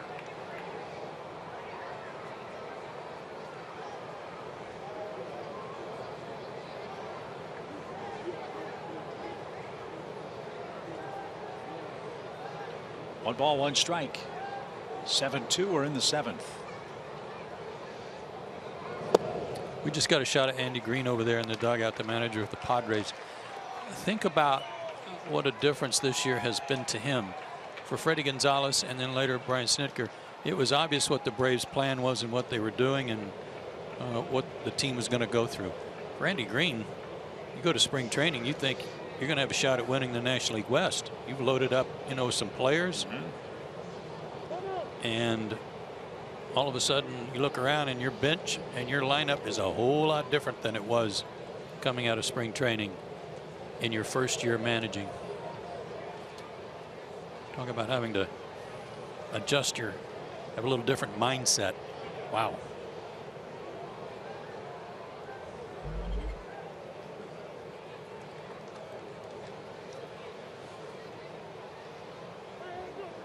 Made that big trade with the Marlins, traded away pitching, made a trade with the Red Sox, traded away pitching. I mean, they had Craig Kimbrell, they had Melvin Upton. Gone. And Matt Kemp. And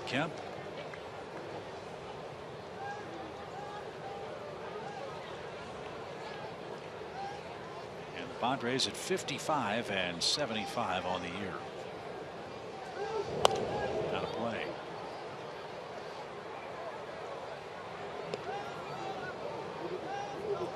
Well, they've got a good thing working in San Diego. They've got a great ballpark, a downtown ballpark that is a wonderful place to go watch a game.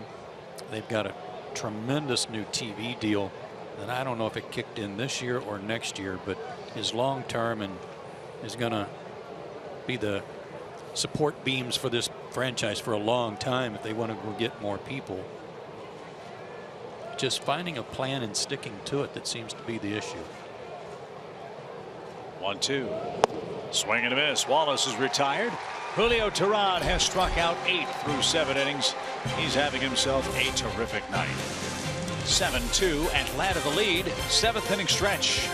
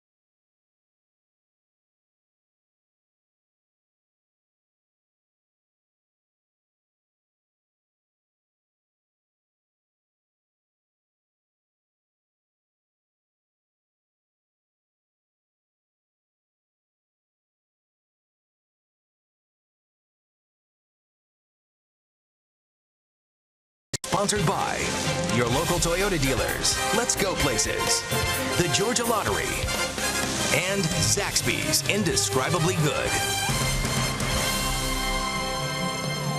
Well, Julio deserves a big plate of Zaxby's. He has been indescribably good tonight for Atlanta at the plate and on the mound. Boy, it's refreshing to see a Braves starter pitch 7 effective innings, and that's exactly what the proud new Papa has done here at home tonight. And hasn't had to work too hard at doing it. No. Have you ever had the chicken salad at Zaxby's? Oh, look at me. Of course I have. Oh, I forgot. Yeah. That's outstanding. That's like the appetizer. That is good stuff. Oh, man. Good, Clark. Yes. Brandon Morrow has been bringing it. He's in the mid to upper 90s at times with his fastball since he has come back.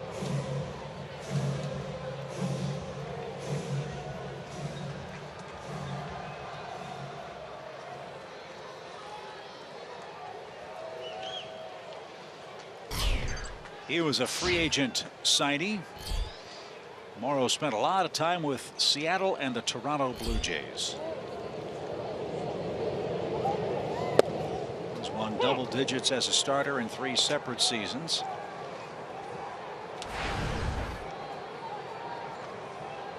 And a real inspirational guy. He's a non-roster player. Had some right shoulder issues last season, but that's not the mission statement for Brandon Morrow, as this one's hit to the left side into the shift, and Kemp is retired. 1 man down. Brandon Morrow was diagnosed with type 1 diabetes at 18, and he's active in the community as an advocate for people living with that disease.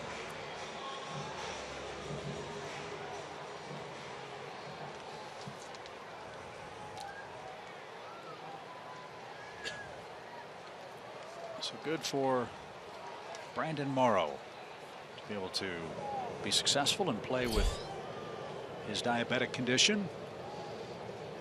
Nick Markakis the batter. And taken downstairs.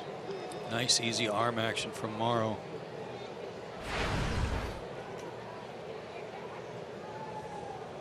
Yeah, he's just not been able to stay healthy. Last year, right shoulder impingement surgery. 2014, torn tendon sheath in his right hand. 2013, an entrapped radial nerve in his right forearm. 2012, 21 starts, 10-7, 2.96 ERA. Got a lot of entrapment and impingements going on in his arm. Right.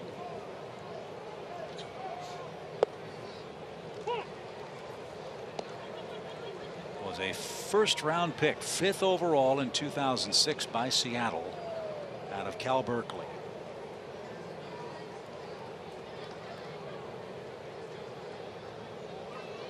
Got a hard slider too, and a split.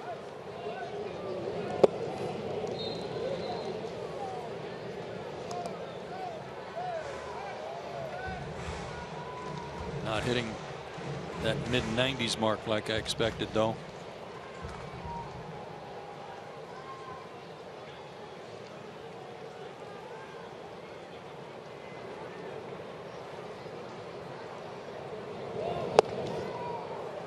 .93 on that one, and a full count.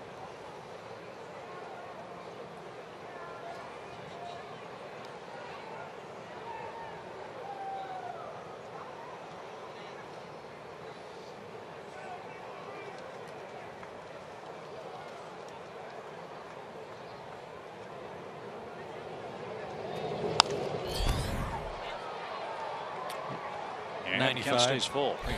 He humped it up there to 95. Reach back for a little extra.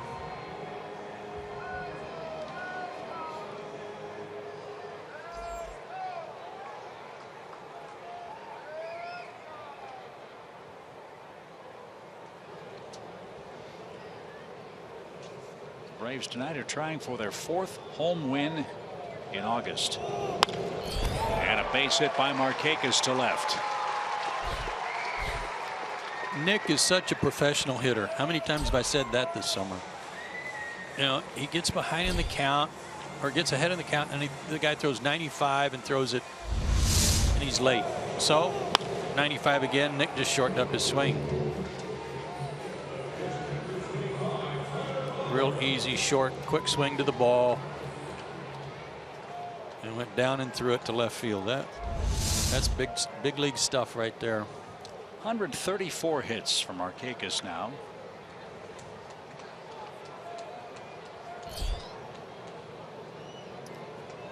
And he has, with the exception of the month of May, I think, been very, very consistent. He had one 4 or 5 week stretch where he really struggled at the plate. But since then, real consistent, real solid. And another 2-hit game for him tonight, on base 3 times. And Braves catcher Tyler Flowers is up. And he serves one the other way. How about that professional at bat? Same thing. He just shortened up. Took a shot over there. That's what you like to see from any hitter. In this case, with a runner at first, 1 out. Just take a shot over there. See if you can hit one through the hole. Serve it through there.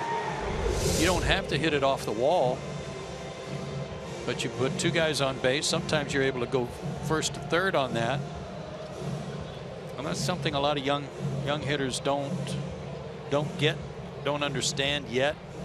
How many hits there are if you just try to do that once in a while.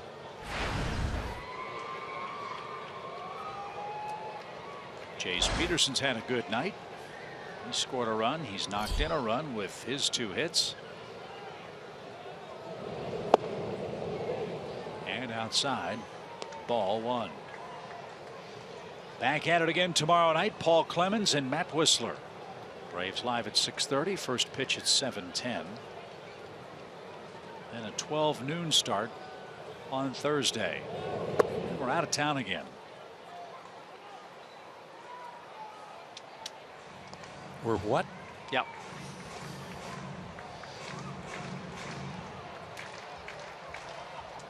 My suitcase is about to go on the disabled list. He's complaining to his manager at overuse. I just put it in the corner at the house, and I didn't want to bother it because I know it's tired.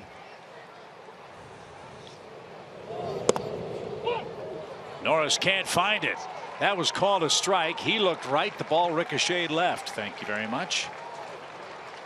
Well, I was just bragging on him. I don't know if he got crossed up or not. He's not saying anything tomorrow. But the pitch was a strike. He just boxed it off his shin guard. No, beg your pardon. Off the foot of the umpire. So a chance for Jace to pick up a couple of RBIs now. Second and third, 1 away.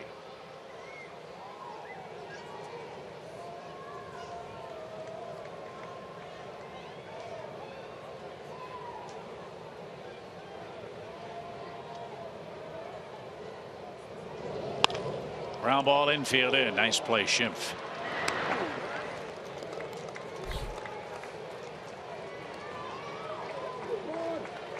That was a good play by the old Schimpfer. So now the infield can back up. Let's see how the Padres play it here. Gordon Beckham's grabbed the bat. The Braves bullpen is stirring. And Dansby Swanson's got a 2-for-3 night.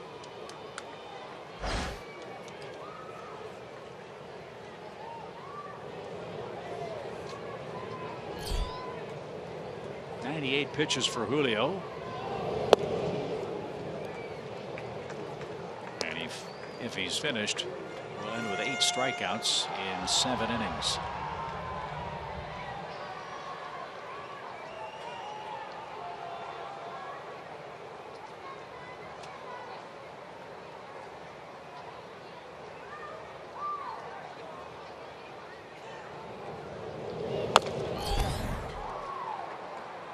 One ball, 1 strike. Well, this time of year, and with a 5-run lead, he's thrown 152 2/3 innings, and he's probably got 4 starts left in the month of September. Some, maybe 5, but probably 4. Not a bad idea to call it a night for Hooley. And underreported tonight, no walks for him with those 8 strikeouts. Great point. Really crisp stuff. And it got off to a great start with 2 strikeouts in the first for him, as Dansby couldn't check his swing. 1 and 2.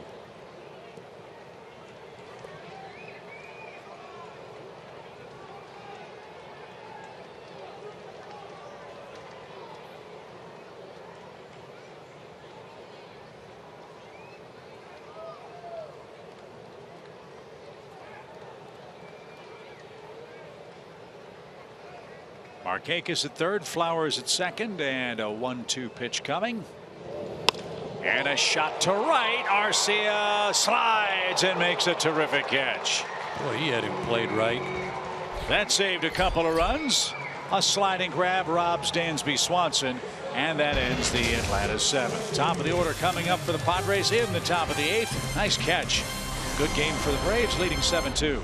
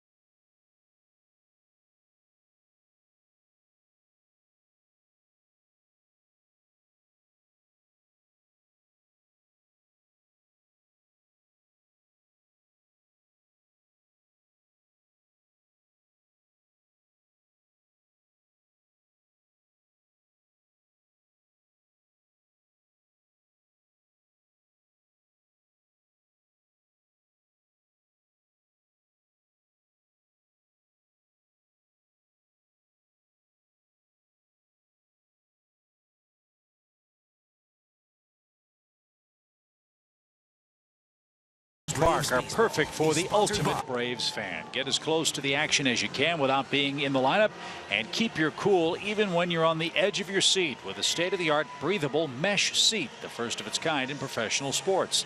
SunTrust Park season tickets are going fast. Get your dugout seats today online at braves.com/dugout now. Plenty of handshakes and hugs for Julio Teheran. A job very well done tonight. 7 innings of 8 strikeout, 2-run, no walk ball. And he is in line for his first home victory in 2016. Gordon Beckham will check in at second base in the late innings. Jose Ramirez will pitch. Ramirez will bat 7th. Beckham 9th. As 1, 2, and 3 for the Padres coming up here in the 8th inning. 7 innings, 6 hits, including a home run, 2 runs, 2 earned, 8 strikeouts. 7 innings, 6 hits. Jankowski, Myers, and Solarte are coming up. And Ramirez fires a 96-mile-an-hour fastball right there. I saw Jose's numbers for the year. He has not pitched in a few days. In fact, 6 days.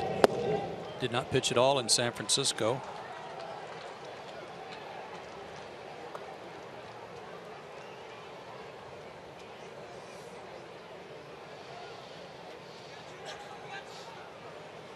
So his arm ought to be fresh. And 3 pitches takes care of Jankowski. That's a pleasant sign. 1 up, 1 down. He gave up a run his last time out, but before that he had a slew of strikeouts. Busy day for the Braves front office. A slew of transactions. A new look to the Braves bullpen. Arodys Vizcaíno, 15-day DL. Brandon Caniff back to Gwinnett. John Gant recalled, and Shea Simmons is back. Simmons has had arm trouble for the last couple of years, but he is back and active and eligible to pitch tonight. Yeah, that's great. So happy for Shea. You know how hard that is to just do nothing but rehab. Got off to such a promising start in the big leagues with the Braves and has such a good arm. Tommy John surgery in February of last year. His last game in the big leagues was July 26th, 2014. So it's taken him 2 years to get back.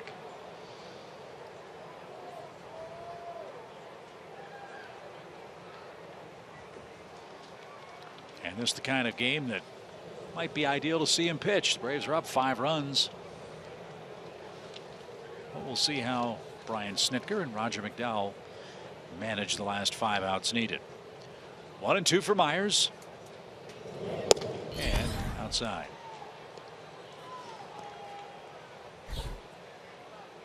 The Phillies are up in the bottom of the 9th inning, trailing the Nationals 3-2. Ryan Howard hit a home run in that game. He's got 20 home runs this year. Mets 7-2 over Miami in the 8th. Myers swings and misses. He was fooled badly, and that's 10 strikeouts recorded by the Braves staff tonight. For Jose Ramirez, in the 3 outings prior to his last one, he struck out 2 in 1 inning against Washington, and again against the Nats, 2 strikeouts in 1 inning. And then his first appearance against Arizona, and that was with runners, I think, at first and third. He struck out the side. That's right.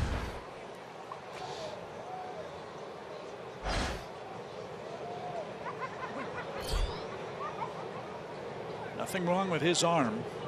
The rest appears to have done him a whole lot of good. His stuff is exceptional tonight.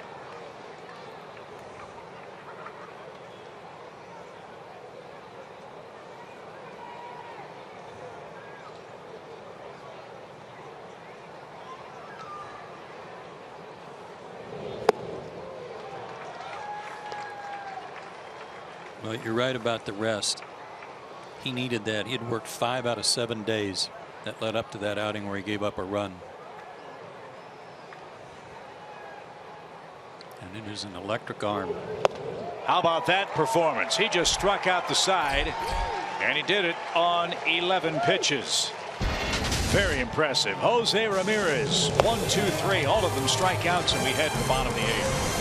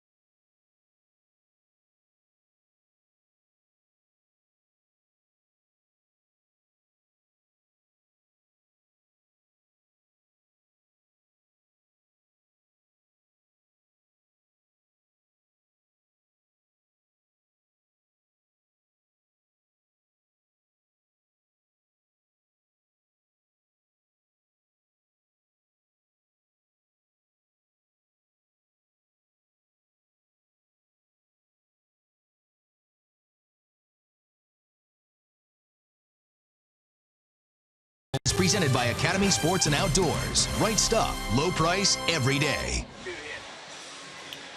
All Braves tonight 7-2. Atlanta has struck out 11 Padres so far tonight. Celebrate Braves All-Star Chipper Jones by taking home a commemorative bobblehead brought to you by Grady Hospital. The first 20,000 fans will get a Chipper Jones 2000 All-Star Game bobblehead Saturday, September 10th when the Mets are in town. For more information, go to Braves.com/tickets today. This is Keith Hessler, who was called up last Saturday. He has been up and down 5 times. I think you should talk to John Gant. Yeah. Gant was just recalled from Gwinnett. I think he could commiserate. I think this might be Gant's 5th or 6th recall this year. Actually, John made the team out of spring training, so there's one that doesn't even count. Hessler signed with the Diamondbacks in 2011. He was a non-drafted free agent. Arizona took him in the 28th round in 2010 out of Coastal Carolina, but Keith didn't sign. Last year debuted with the Diamondbacks, pitched in 18 games, was designated for assignment April 30th after 2 appearances with the Snakes, and now here he is with San Diego. So he was a Chanticleer and then a Snake. So I mean, doesn't get a whole lot better than that. There you go. Except that he's left-handed, and lefties so far are 9 for 17 off of him. Ooh. Yeah. What'd you say? Ooh. 3 balls, no strikes. Fastball, slider, fastball, low 90s.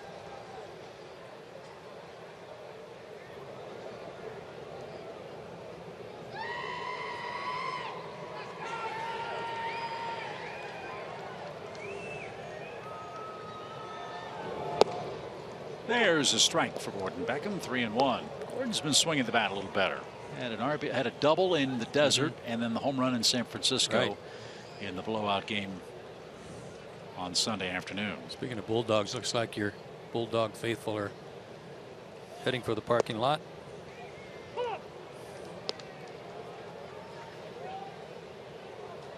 Yeah, they're getting ready for the tailgate after the game. Really got to practice that. That's critically important. Again, as a freshman, gotta figure that out. Downstairs, ball 4. So a leadoff walk in the 8th inning, and I'm sure for San Diego the same thing they say of guys like Villanueva and Hessler and Jose Dominguez and Buddy Bauman. Opportunities. These are all extended look-sees for a San Diego team that's going nowhere this year. These guys have a chance to pitch themselves into the consciousness of Andy Green and the rest of their front office. Yeah, but you can't make a favorable impression and get their attention when you have pitched 10 innings and you've walked 7 guys. I mean, you'll get their attention, but yeah, not the right kind, right? And you've given up those hits, like I said, to lefties especially.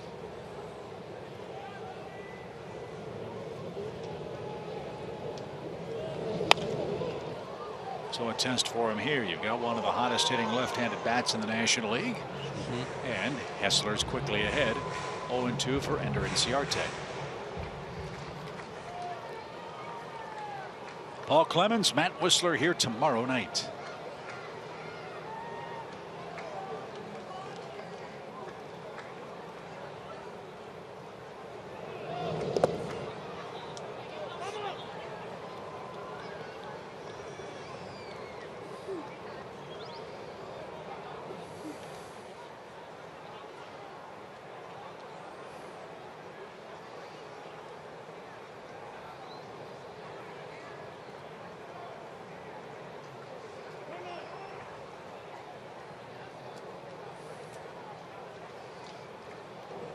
Seven runs, 11 hits for the Braves tonight. 2 runs, 6 hits for the Padres. Little tapper. Myers fires to second for 1. And that gets the leading runner. Beckham's retired. 1 on, 1 out for Adonis Garcia. Braves are hoping not to have a bottom of the 9th tonight. That means we'll get to Braves Live presented by Xfinity a little earlier. A lot of good things to talk about this evening. Julio Teheran, a command performance, 2 big innings for the Braves offense, a 5-run third, a 2-run fifth.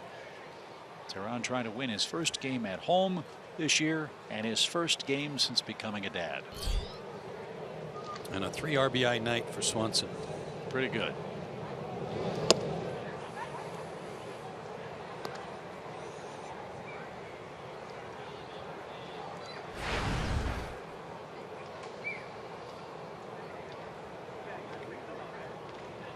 Adonis had an RBI in that big Braves third. 10 men came to the plate. There's a good pitch. 1 ball, 1 strike. Baltimore came back and beat Toronto tonight. That's a big win for the Orioles. Wow. 5-3 at Camden Yards.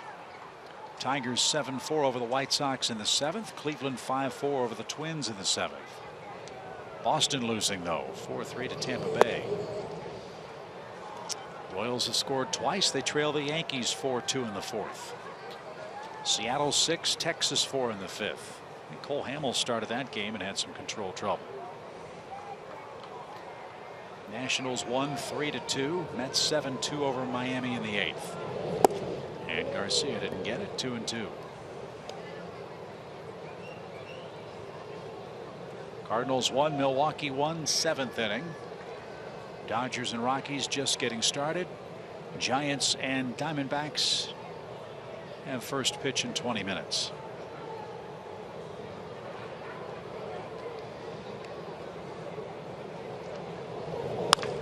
Sharply hit and into left field by Garcia. 2-hit game for Adonis.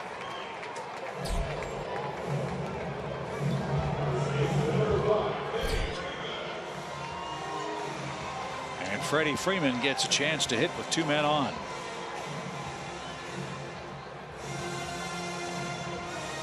Another run for the Braves first baseman. That gives him a run in 18 of his last 22 games. And 25 runs in that stretch. What a month. Now I'm trying to think who's had a better one than Freeman in August.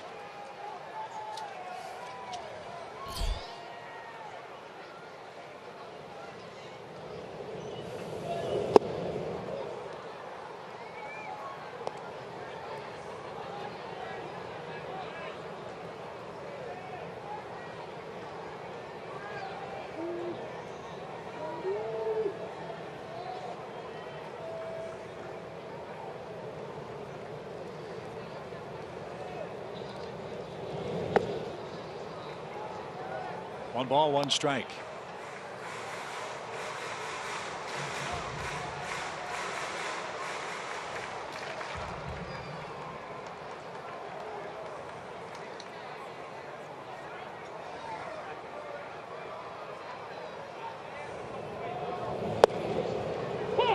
This has not been an easy game pitched for the Padres. They have 1 perfect inning. That was the 4th. Braves have had at least 1 base runner in every other inning tonight. Only 3 came up in the 6th inning, but that was after a walk and a double play. And a flinch, but no call. Well, Hessler got a gift on the pitch before. You can see in Fox tracks right there behind the 4 is the 3, and the 3 was called a strike.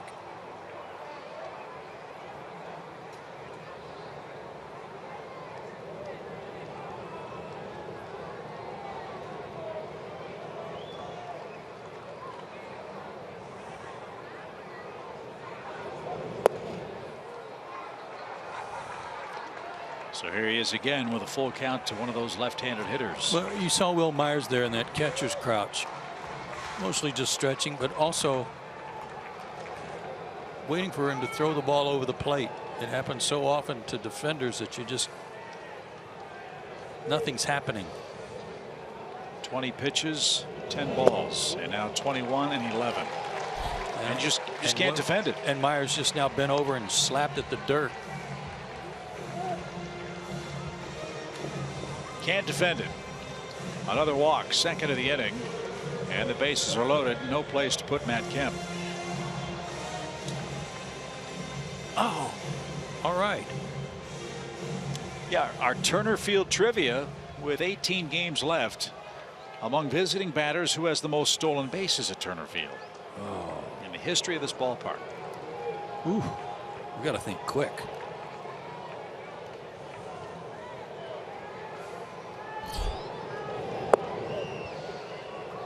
Jose Reyes. Juan Pierre. Luis Castillo. Like all three of those. Jimmy Rollins. Jimmy Rollins had a bunch of steals. Bouncing ball back to the mound. Play at the plate for one. The peg to first is in time for a double play. Hessler made that a little tougher than he needed to. 2 walks, but a double play ball gets him out of further difficulty. We head to the ninth, 7-2 Atlanta.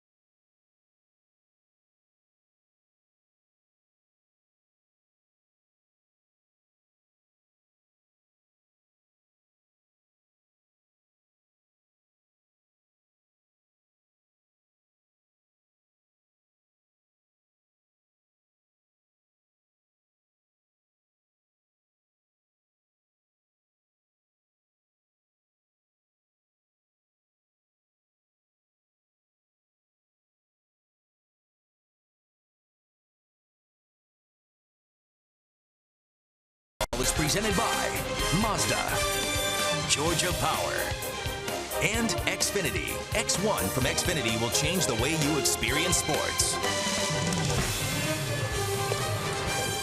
3 outs to get for the Braves, who lead 7-2, and we go to the ninth inning. We hope you'll join us to celebrate Bobby Cox Saturday, September 17th. The first 20,000 fans get a Bobby Cox carried off bobblehead doll, brought to you by Coca-Cola and Delta Airlines. Go to Braves.com/tickets and get more information. Tomahawk teams had a good time tonight. Braves have played crisp baseball. Day off did everybody some good.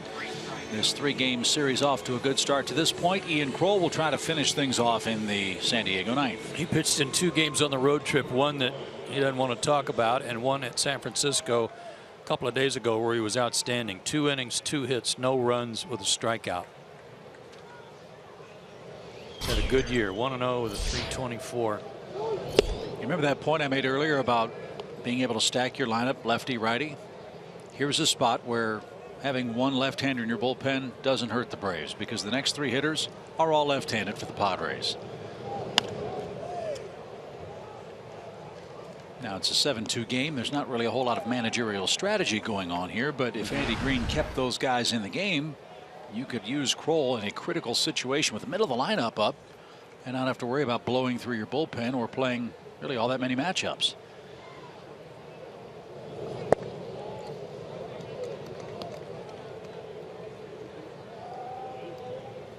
Dickerson the first. He's 0 for 3 tonight. Schimpf 0 for 3. Garcia has had the best night. Bouncing ball on a high hop to third. Adonis has it, and his throw in time for the first out. All right, we got to answer the trivia question. This is really unfair because we got it about 2 minutes ago. I'm going to go with my gut feeling, and that was Jose Reyes. Reyes. Okay, I'm going to pick one of the Marlins, and I'm going to say Juan Pierre. He's got a ton of hits. We're on the board. We are on the board. Good job. 34 steals for Jose Reyes, who, by the way, is playing great for the Mets right now. We will see the New York Mets a couple of times in September.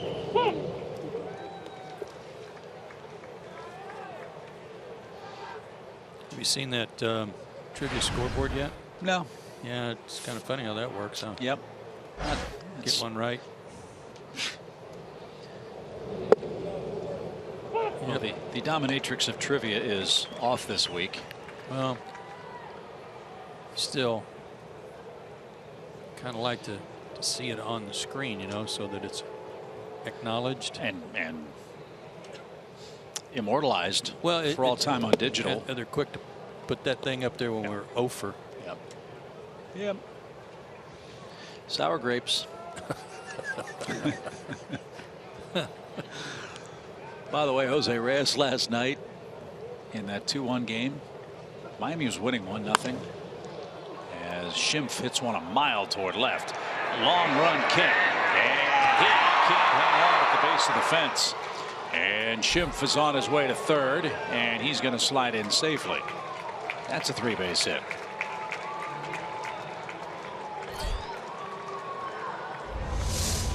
Did he have it and then drop it when he crashed into the wall? Oh, it just kind of slid out the bottom of his glove before he hit the fence. Couldn't quite close on it. Well, that wall comes up. That wall comes up quick, doesn't it? Yes, it does. So it's triple. Schimpf has 5 of those, and a 5-game hitting streak now. Of his 46 hits this year, 34 now for extra bases. Wow. I knew about the homers.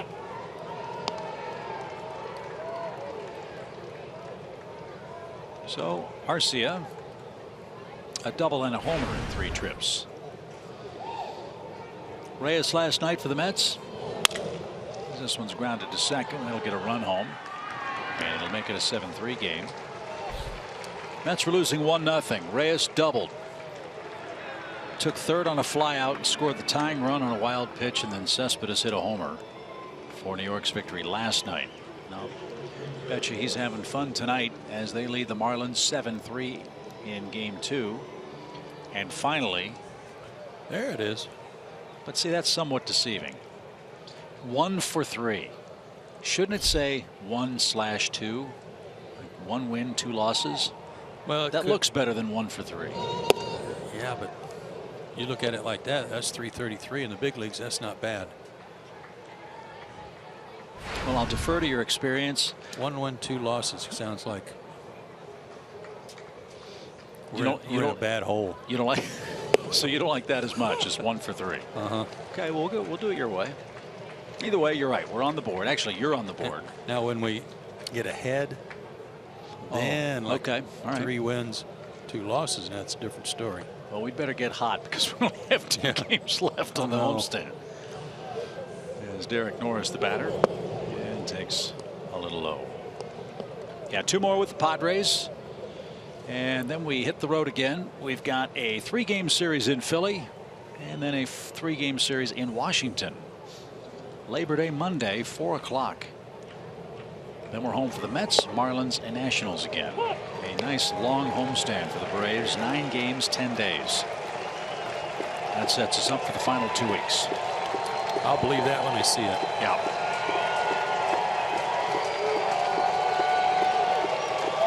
$20,309 the announced attendance tonight. And the 2-2 pitch is caught on a missed, and that's your ball game. Ian Kroll finishes off a 7-3 Atlanta win tonight. Dansby Swanson had a 3 RBI game. The Braves scored 5 times in the 3rd. 12 hits, and Julio Teheran's first home win, his first as a new dad, is in the books. Game 1 goes Atlanta's way, 7-3. Your final. A further recap from Turner Field comes your way right after this.